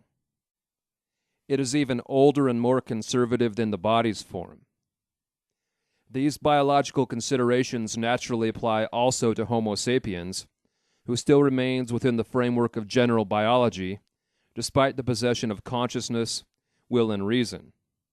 The fact that our conscious activity is rooted in instinct and derives from its dynamism as well as the basic features of its ideational forms has the same significance for human psychology as for all other members of the animal kingdom. Human knowledge consists essentially in the constant adaptation of the primordial patterns of ideas that were given us a priori. These need certain modifications because, in their original form, they are suited to an archaic mode of life, but not to the demands of a specifically differentiated environment. If the flow of instinctive dynamism into our life is to be maintained, as is absolutely necessary for our existence, then it is imperative that we remold these archetypal forms into ideas which are adequate to the challenge of the present. 5. The philosophical and the psychological approach to life. Our ideas have, however, the unfortunate but inevitable tendency to lag behind the changes in the total situation. They can hardly do otherwise because, so long as nothing changes in the world, they remain more or less adapted and therefore function in a satisfactory way. There is then no cogent reason why they should be changed and adapted anew. It is only when conditions have altered so drastically that there is an unendurable rift between the outer situation and our ideas, now become antiquated, that the general problem of our Weltanschauung, or philosophy of life, arises, and with it the question of how the primordial images that maintain the flow of instinctive energy are to be reoriented or readapted. They cannot simply be replaced by a new rational configuration, for this would be molded too much by the outer situation, and not enough by man's biological needs. Moreover, not only would it build no bridge to the original man, but it would block the approach to him altogether. This is in keeping with the aims of Marxist education, which seeks, like God himself, to mold man, but in the image of the state. Today, our basic convictions have become increasingly rationalistic. Our philosophy is no longer a way of life, as it was in antiquity. It has turned into an exclusively intellectual and academic affair. Our denominational religions, with their archaic rites and conceptions, justified enough in themselves, express a view of the world which caused no great difficulties in the Middle Ages, but has become strange and unintelligible to the man of today. Despite this conflict with the modern scientific outlook, a deep instinct bids him hang on to the ideas which, if taken literally, leave out of account all the mental developments of the last 500 years. The obvious purpose of this is to prevent him from falling into the abyss of nihilistic despair. But even when, as rationalists, we feel impelled to criticize contemporary religion as literalistic, narrow-minded, and obsolescent, we should never forget that the creeds proclaim a doctrine whose symbols, although their interpretation may be disputed, nevertheless possess a life of their own on account of their archetypal character. Consequently, intellectual understanding is by no means indispensable in all cases, but is called for only when evaluation through feeling and intuition does not suffice, that is to say, with people for whom the intellect holds the prime power of conviction. Nothing is more characteristic and symptomatic in this respect than the gulf that has opened out between faith and knowledge. The contrast has become so enormous that one is obliged to speak of the incommensurability of these two categories and their way of looking at the world. And yet they are concerned with the same empirical world in which we live, for even theology tells us that faith is supported by facts that became historically perceptible in this known world of ours, namely, that Christ was born as a real human being, worked many miracles and suffered his fate, died under Pontius Pilate, and rose up in the flesh after his death. Theology rejects any tendency to take the statements of its earliest records as written myths and, accordingly, to understand them symbolically. Indeed, it is the theologians themselves who have recently made the attempt, no doubt as a concession to knowledge, to demythologize the object of their faith while drawing the line quite arbitrarily at the crucial points.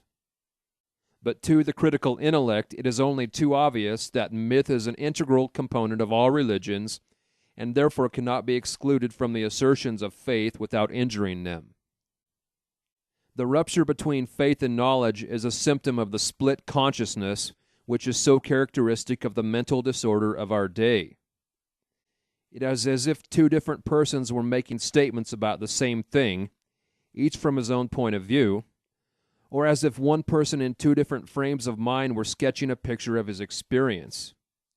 If for person we substitute modern society, it is evident that the latter is suffering from a mental dissociation, i.e., a neurotic disturbance.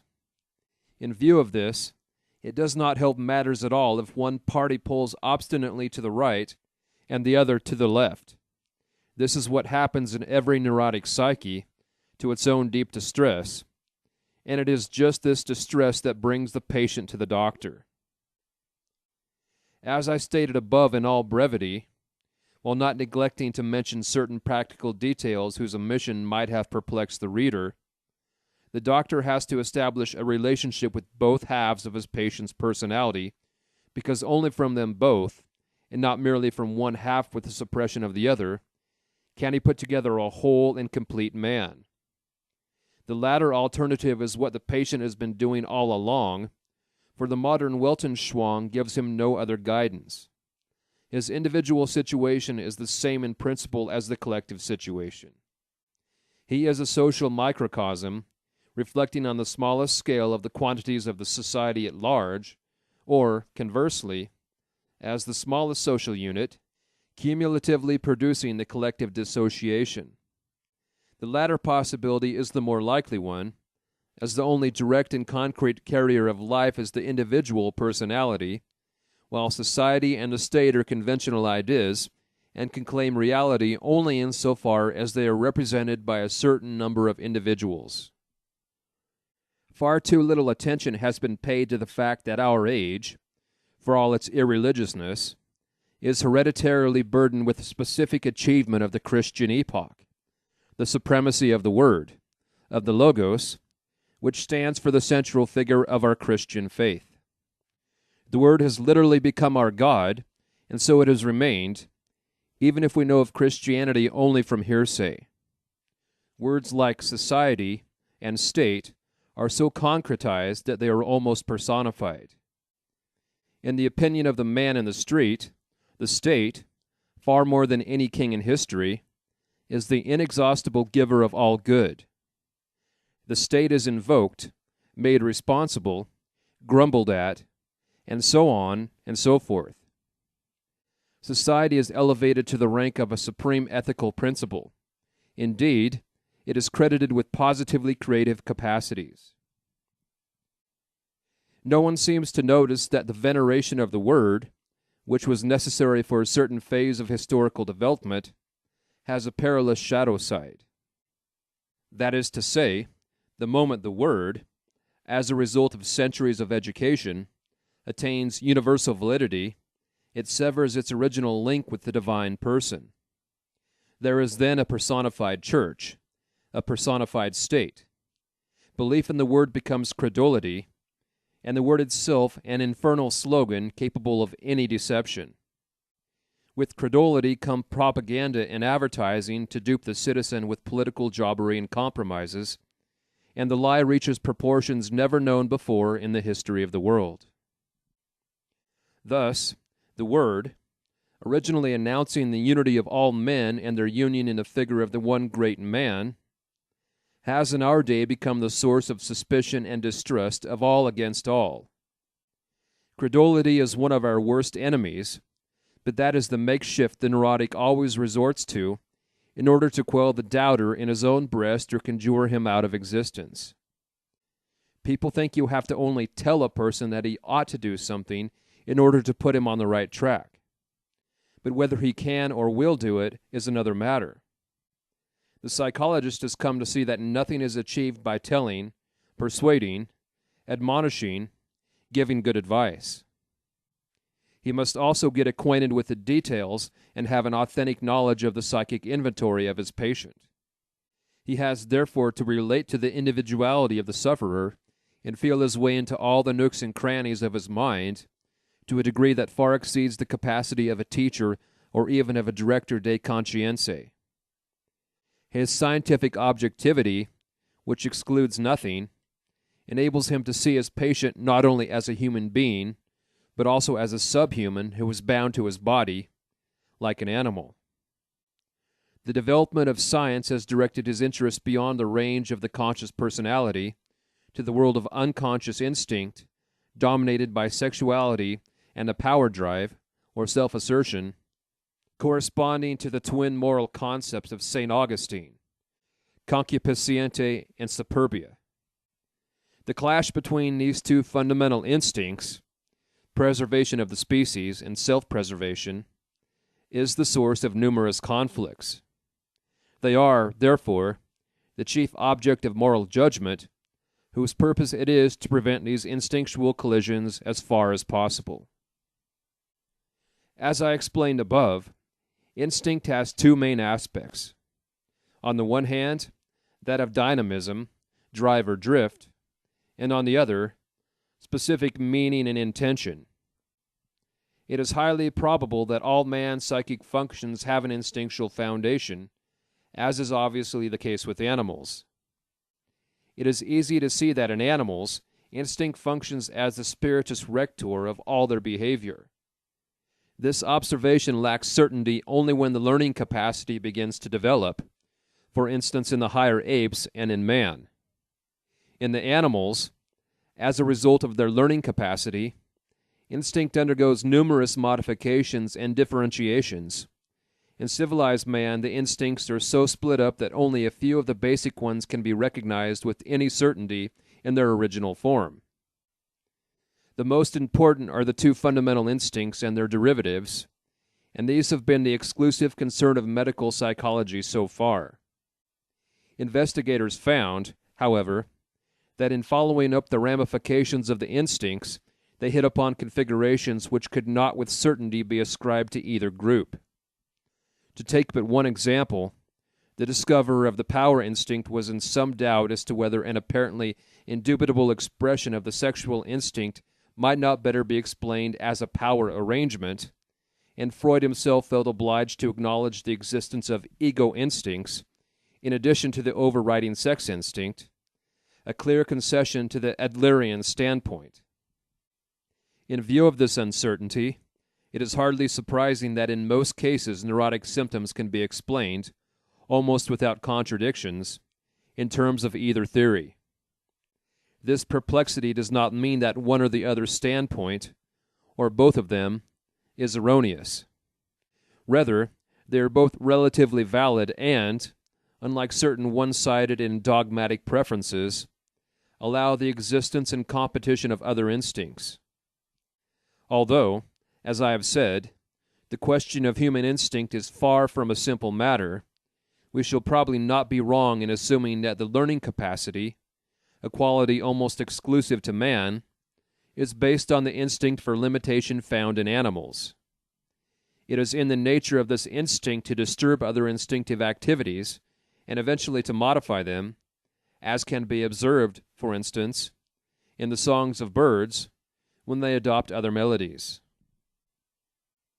Nothing estranges man more from the ground plan of his instincts than his learning capacity, which turns out to be a genuine drive towards progressive transformation of human modes of behavior. It, more than anything else, is responsible for the altered conditions of our existence and the need for new adaptations which civilization brings. It is also the source of numerous psychic disturbances and difficulties occasioned by man's progressive alienation from his instinctual foundation, i.e., by his uprootedness and identification with his conscious knowledge of himself, by his concern with consciousness at the expense of the unconscious. The result is that modern man can know himself only insofar as he can become conscious of himself, a capacity largely dependent on environmental conditions, the drive for knowledge, and control of which necessitated or suggested certain modifications of his original instinctive tendencies. His consciousness, therefore, orients itself chiefly by observing and investigating the world around him, and it is to its peculiarities that he must adapt his psychic and technical resources.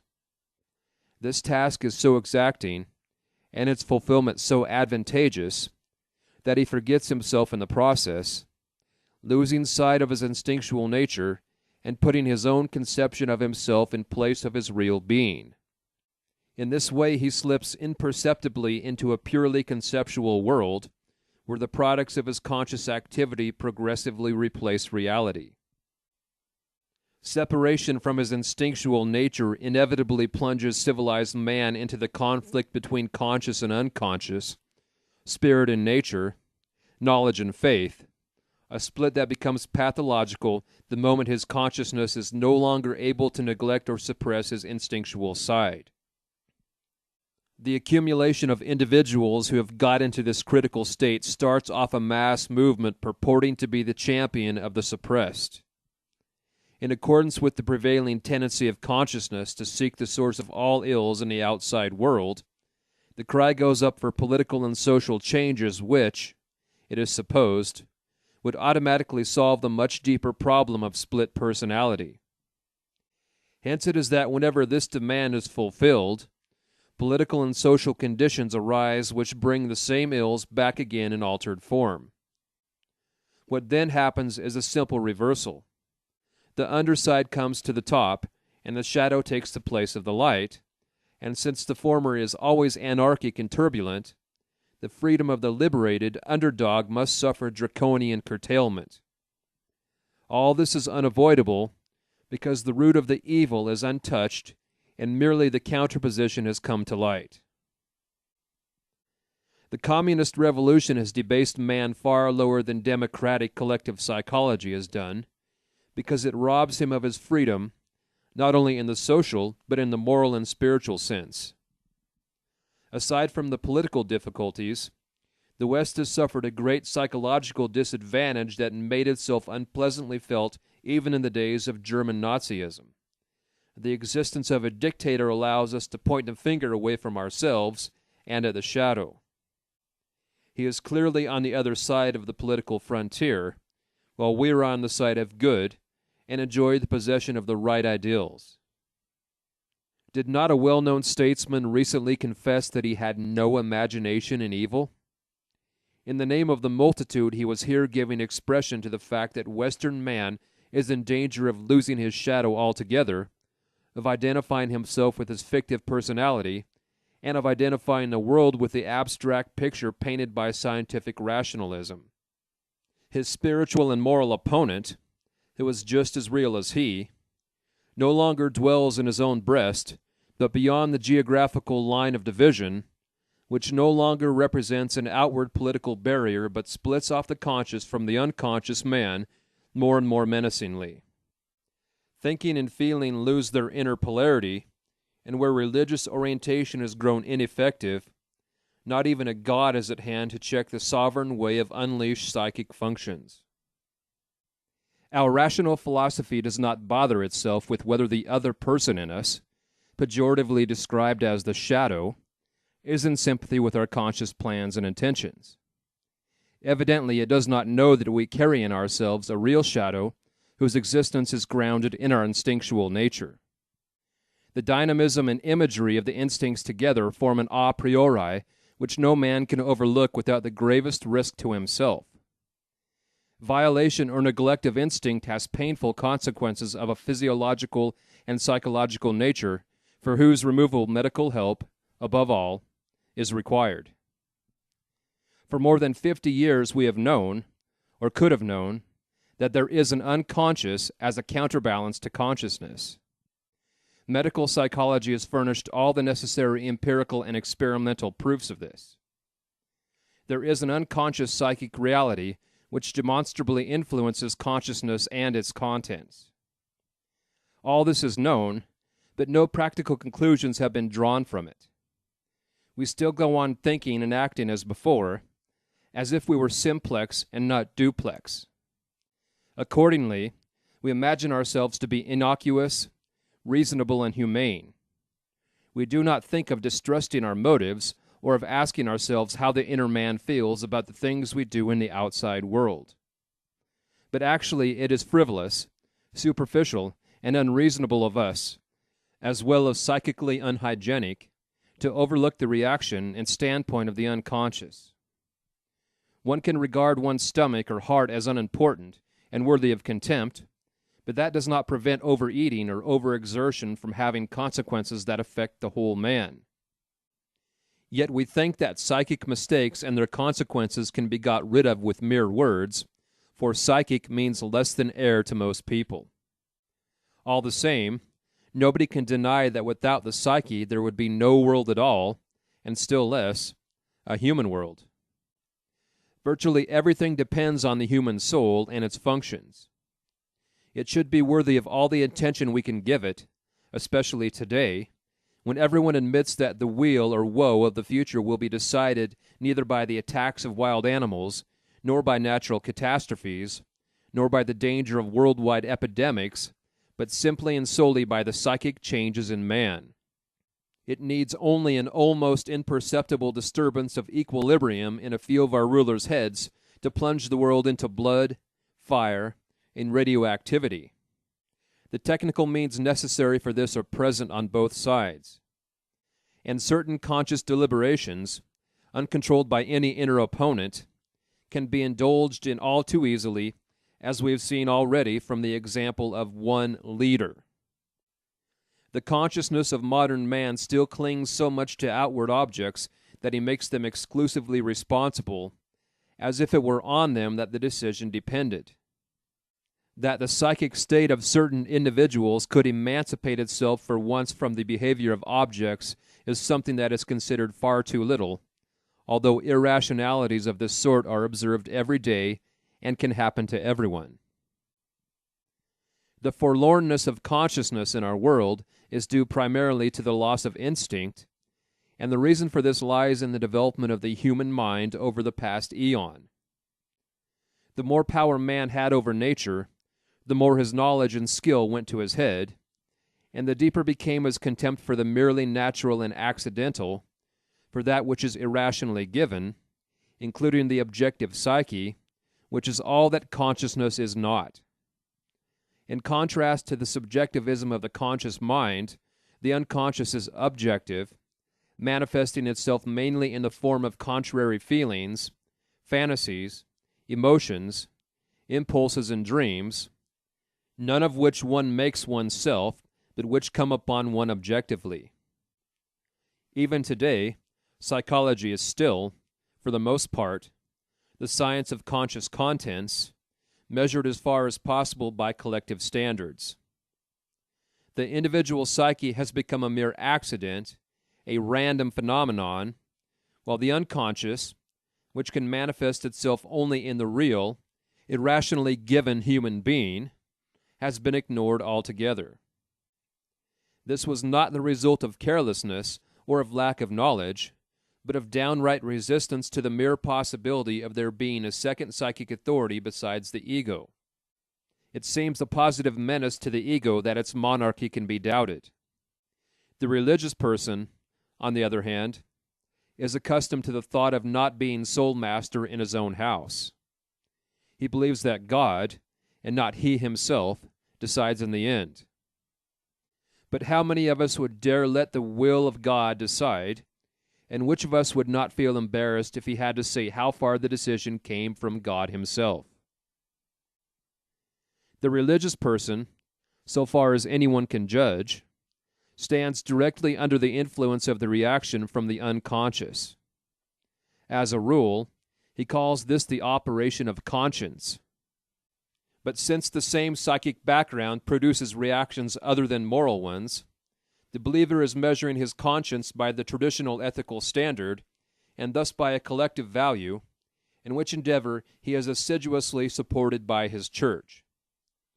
So long as the individual can hold fast to his traditional beliefs, and the circumstances of his time do not demand stronger emphasis on individual autonomy, he can rest content with the situation. But the situation is radically altered when the worldly-minded man, who is oriented to external factors and has lost his religious beliefs, appears in Marseille, as is the case today. The believer is then forced onto the defensive and must catechize himself on the foundation of his beliefs. He is no longer sustained by the tremendous suggestive power of the consensus omnium, and is keenly aware of the weakening of the Church and the precariousness of its dogmatic assumptions. To counter this, the Church recommends more faith, as if this gift of grace depended on man's goodwill and pleasure. The seed of faith, however, is not consciousness, but spontaneous religious experience, which brings the individual's faith into immediate relation with God. Here we must ask, have I any religious experience and immediate relation to God, and hence that certainty which will keep me, as an individual, from dissolving in the crowd? 6. Self-knowledge. To this question, there is a positive answer only when the individual is willing to fulfill the demands of rigorous self-examination and self-knowledge. If he follows through his intention, he will not only discover some important truths about himself, but will also have gained a psychological advantage.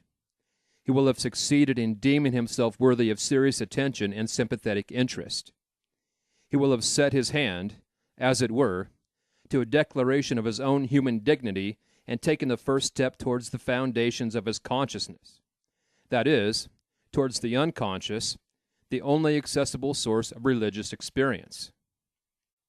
This is certainly not to say that what we call the unconscious is identical with God or is set up in his place. It is the medium from which the religious experience seems to flow. As to what the further cause of such an experience may be, the answer to this lies beyond the range of human knowledge. Knowledge of God is a transcendental problem. The religious person enjoys a great advantage when it comes to answering the crucial question that hangs over our time like a threat. He has a clear idea of the way his subjective existence is grounded in his relation to God. I put the word God in quotes in order to indicate that we are dealing with an anthropomorphic idea whose dynamism and symbolism are filtered through the medium of the unconscious psyche. Anyone who wants to can at least draw near to the source of such experiences, no matter whether he believes in God or not. Without this approach, it is only in rare cases that we witness those miraculous conversions of which Paul's Damascus experience is the prototype. That religious experiences exist no longer needs proof, but it will always remain doubtful whether what metaphysics and theology call God and the gods is the real ground of these experiences. The question is idle, actually, and answers itself by reason of the subjectively overwhelming numinosity of the experience. Anyone who has had it is seized by it, and therefore not in a position to indulge in fruitless metaphysical or epistemological speculations. Absolute certainty brings its own evidence, and has no need of anthropomorphic proofs. In view of the general ignorance of and bias against psychology, it must be accounted a misfortune that the one experience which makes sense of individual existence should seem to have its origin in a medium that is certain to catch everybody's prejudices. Once more, the doubt is heard. What good can come out of Nazareth? The unconscious, if not regarded outright as a sort of refuse bin underneath the conscious mind, is at any rate supposed to be of merely animal nature. In reality, however, and by definition, it is of uncertain extent and constitution, so that overvaluation or undervaluation of it is groundless and can be dismissed as mere prejudice.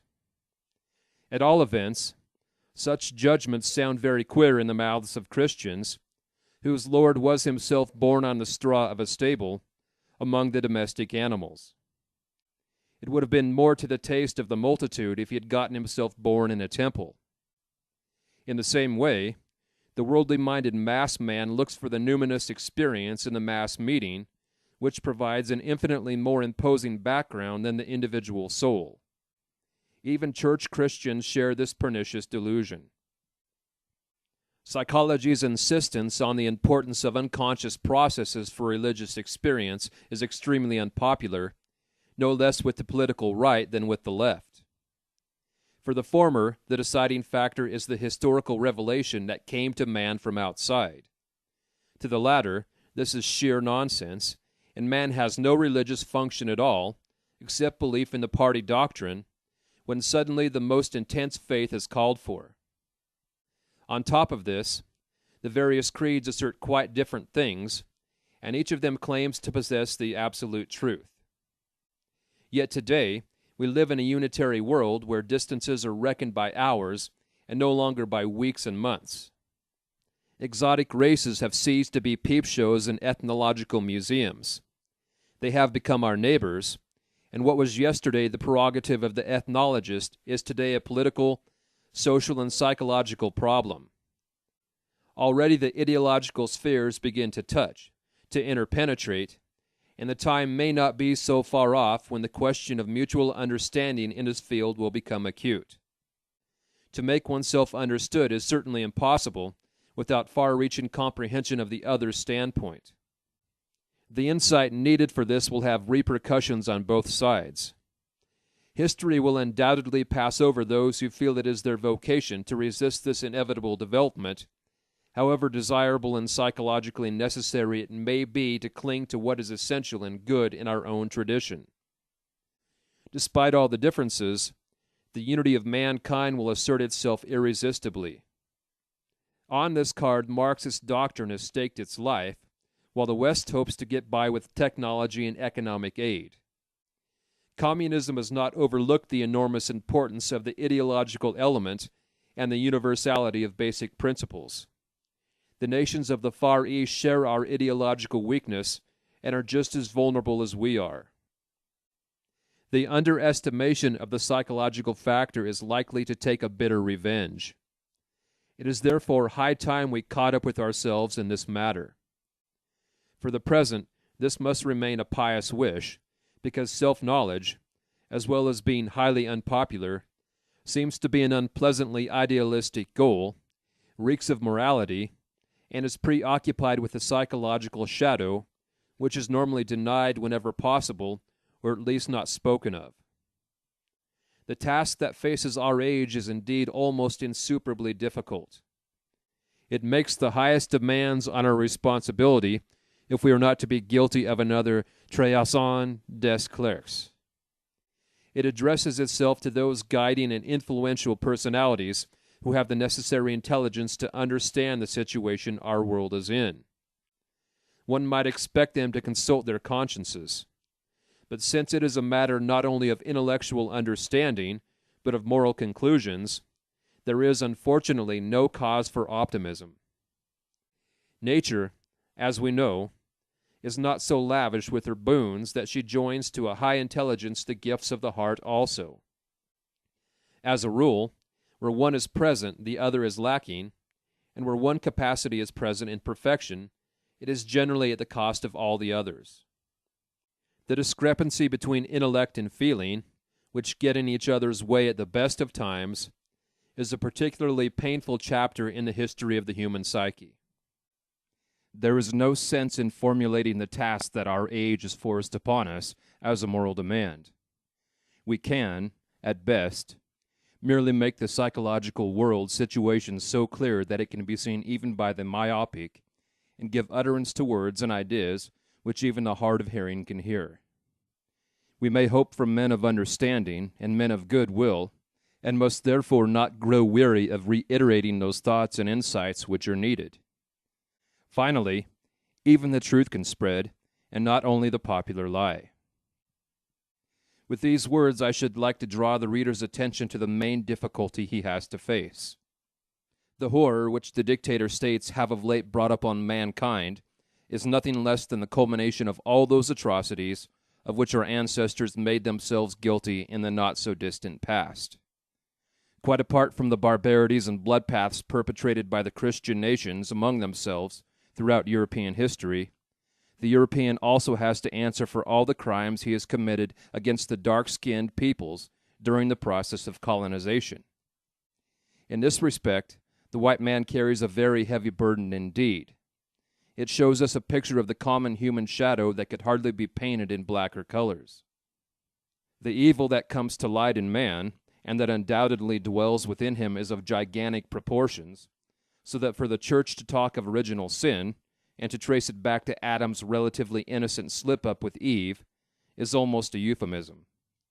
The case is far graver and is grossly underestimated.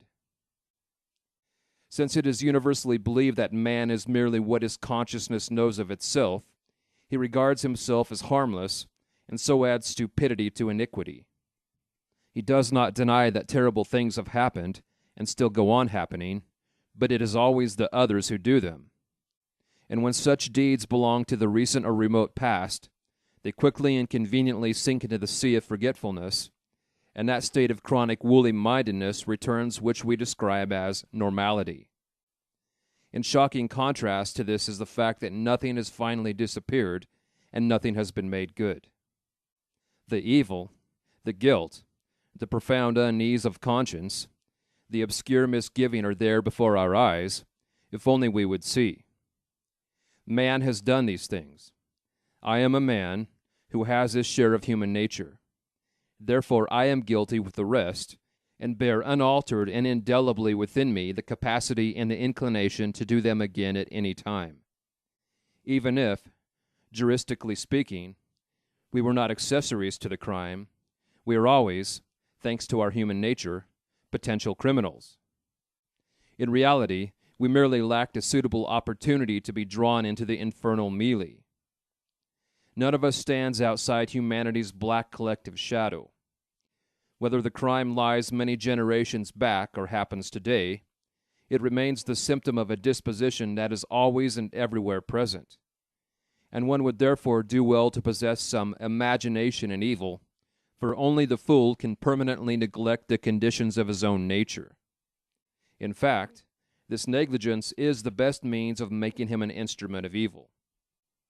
Harmlessness and naivety are as little helpful as it would be for a cholera patient, and those in his vicinity, to remain unconscious of the contagiousness of the disease.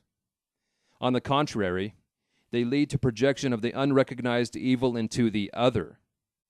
This strengthens the opponent's position in the most effective way, because the projection carries the fear which we involuntarily and secretly feel for our own evil over to the other side, and considerably increases the formidableness of his threat.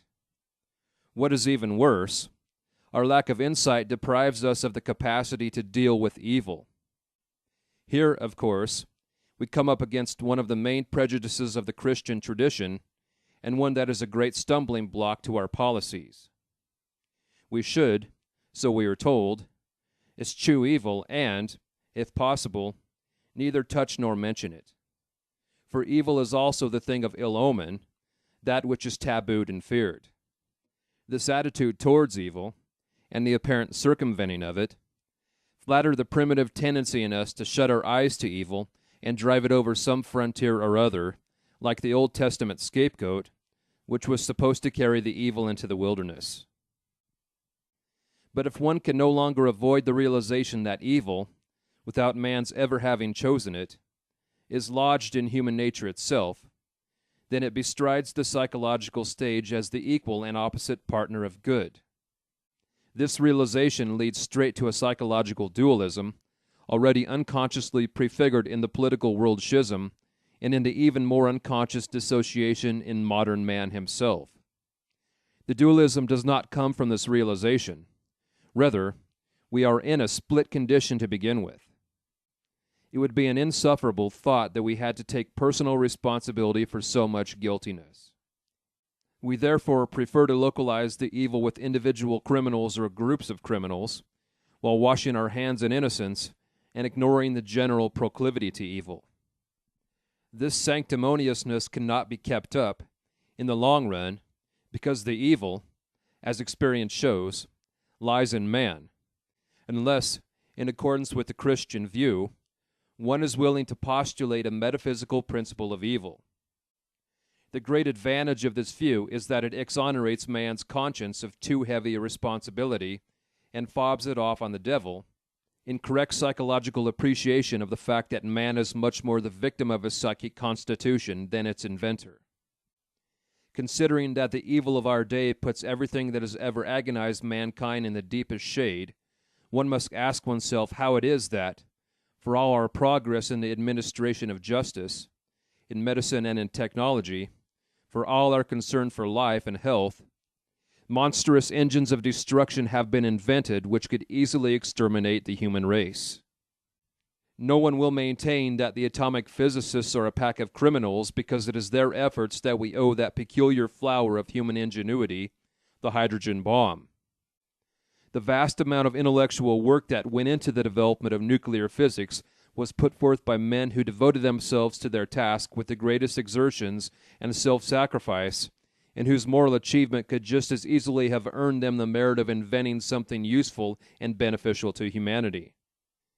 But even though the first step along the road to a momentous invention may be the outcome of a conscious decision, here, as everywhere, the spontaneous idea, the hunch or intuition, plays an important part.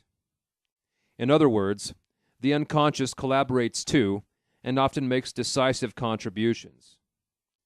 So it is not the conscious effort alone that is responsible for the result. Somewhere or other the unconscious, with its barely discernible goals and intentions, has its finger in the pie. If it puts a weapon in your hand, it is aiming at some kind of violence. Knowledge of the truth is the foremost goal of science, and if in pursuit of the longing for light we stumble upon an immense danger, then one has the impression more of fatality than of premeditation.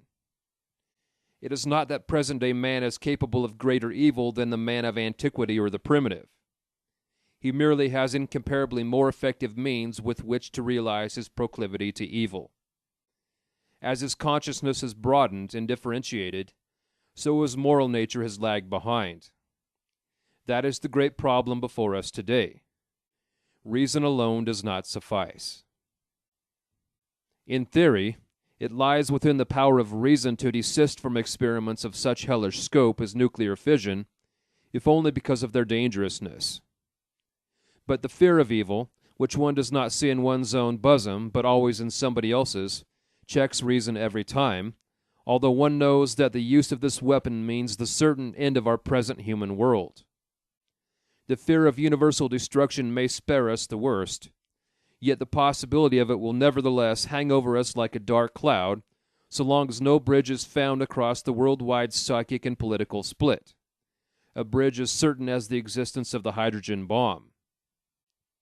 If a worldwide consciousness could arise that all division and all antagonism are due to the splitting of opposites in the psyche, then one would really know where to attack. But if even the smallest and most personal stirrings of the individual soul, so insignificant in themselves, remain as unconscious and unrecognized as they have hitherto, they will go on accumulating and produce mass groupings and mass movements which cannot be subjected to reasonable control or manipulated to a good end. All direct efforts to do so are no more than shadow boxing, the most infatuated by illusion being the gladiators themselves. The deciding factor lies with the individual man, who knows no answer to his dualism. This abyss is suddenly yawned open before him with the latest events in world history, after mankind had lived for many centuries in the comfortable belief that a unitary God had created man in his own image, as a little unity.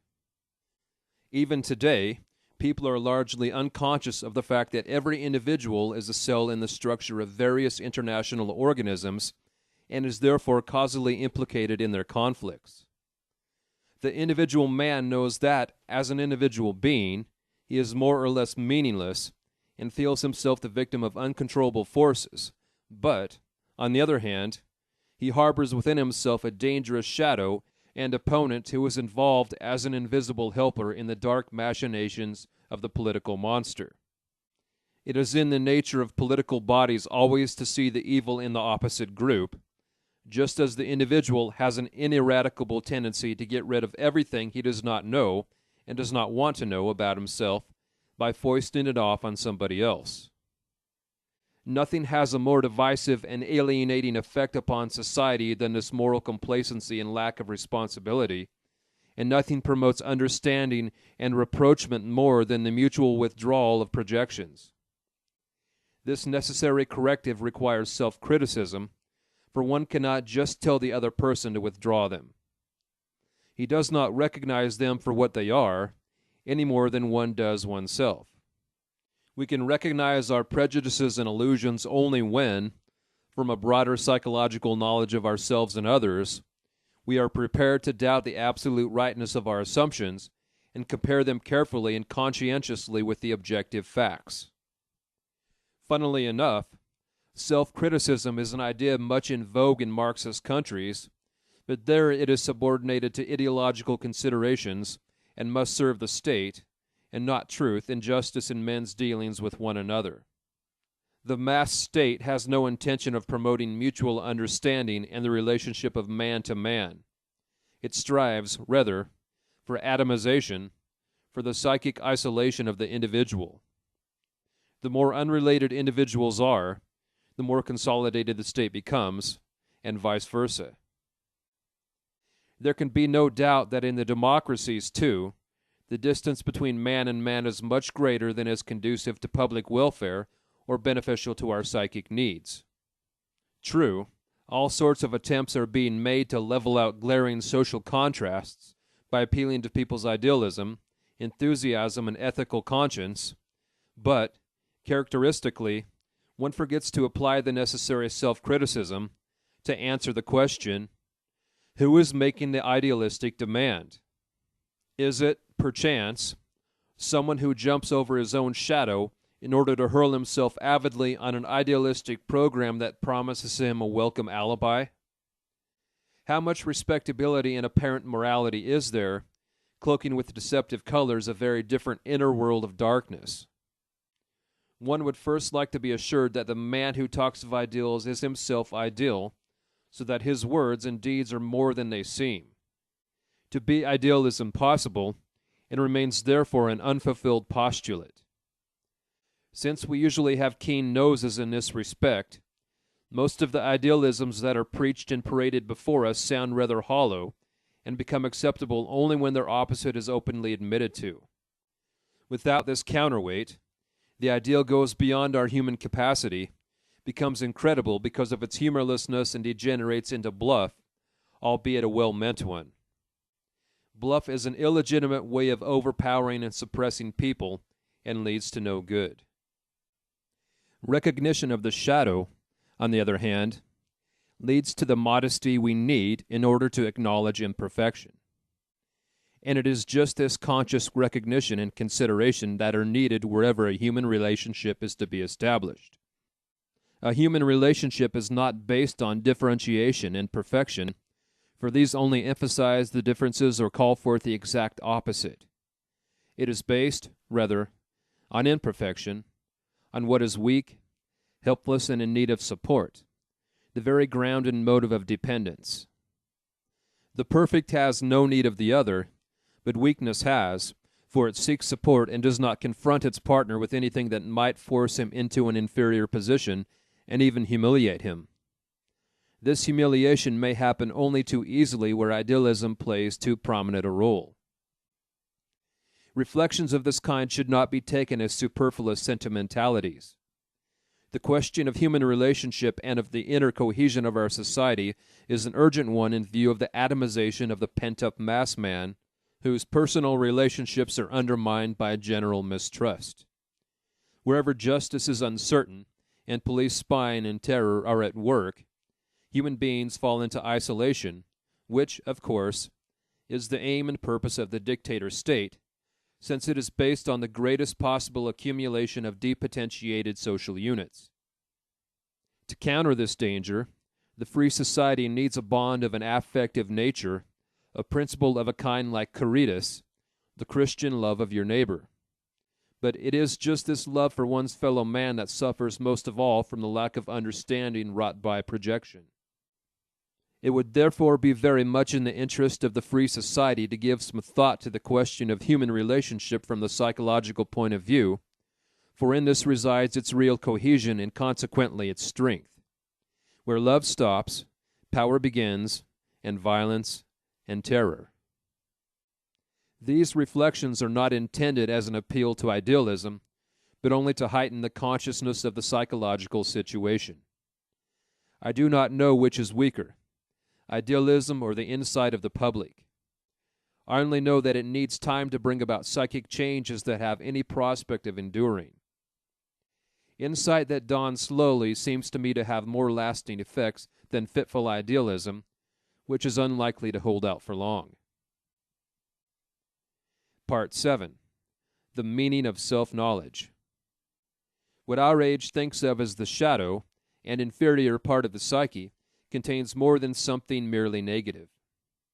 The very fact that through self-knowledge, i.e., by exploring our own souls, we come upon the instincts in their world of imagery, should throw some light on the powers slumbering in the psyche, of which we are seldom aware so long as all goes well. They are potentialities of the greatest dynamism, and it depends entirely on the preparedness and attitude of the conscious mind whether the eruption of these forces and the images and ideas associated with them will tend towards construction or catastrophe. The psychologist seems to be the only person who knows from experience how precarious the psychic preparedness of modern man is, for he is the only one who sees himself compelled to seek out in man's nature those helpful forces and ideas which over and over have enabled the individual to find the right way through darkness and danger. For this exacting work, the psychologist requires all his patience. He may not rely on any traditional oughts and musts, leaving the other person to make all the effort and contenting himself with the easy role of advisor and admonisher. Everyone knows the futility of preaching about things that are desirable, yet the general helplessness in this situation is so great, and the need so dire, that one prefers to repeat the old mistake instead of racking one's brains over a subjective problem. Besides, it is always a question of treating one single individual only, and not 10,000, where the trouble one takes would ostensibly have more impressive results, though one knows well enough that nothing has happened at all unless the individual changes. The effect on all individuals, which one would like to see realized, may not set in for hundreds of years, for the spiritual transformation of mankind follows the slow tread of the centuries and cannot be hurried or held up by any rational process of reflection, let alone brought to fruition in one generation. What does lie within our reach, however, is the change in individuals who have, or create, an opportunity to influence others of like mind in their circle of acquaintance. I do not mean by persuading or preaching. I am thinking, rather, of the well-known fact that anyone who has insight into his own actions, and has thus found access to the unconscious, involuntarily exercises an influence on his environment. The deepening and broadening of his consciousness produce the kind of effect which the primitives call mana. It is an unintentional influence on the unconscious of others, a sort of unconscious prestige, and its effect lasts only so long as it is not disturbed by conscious intention.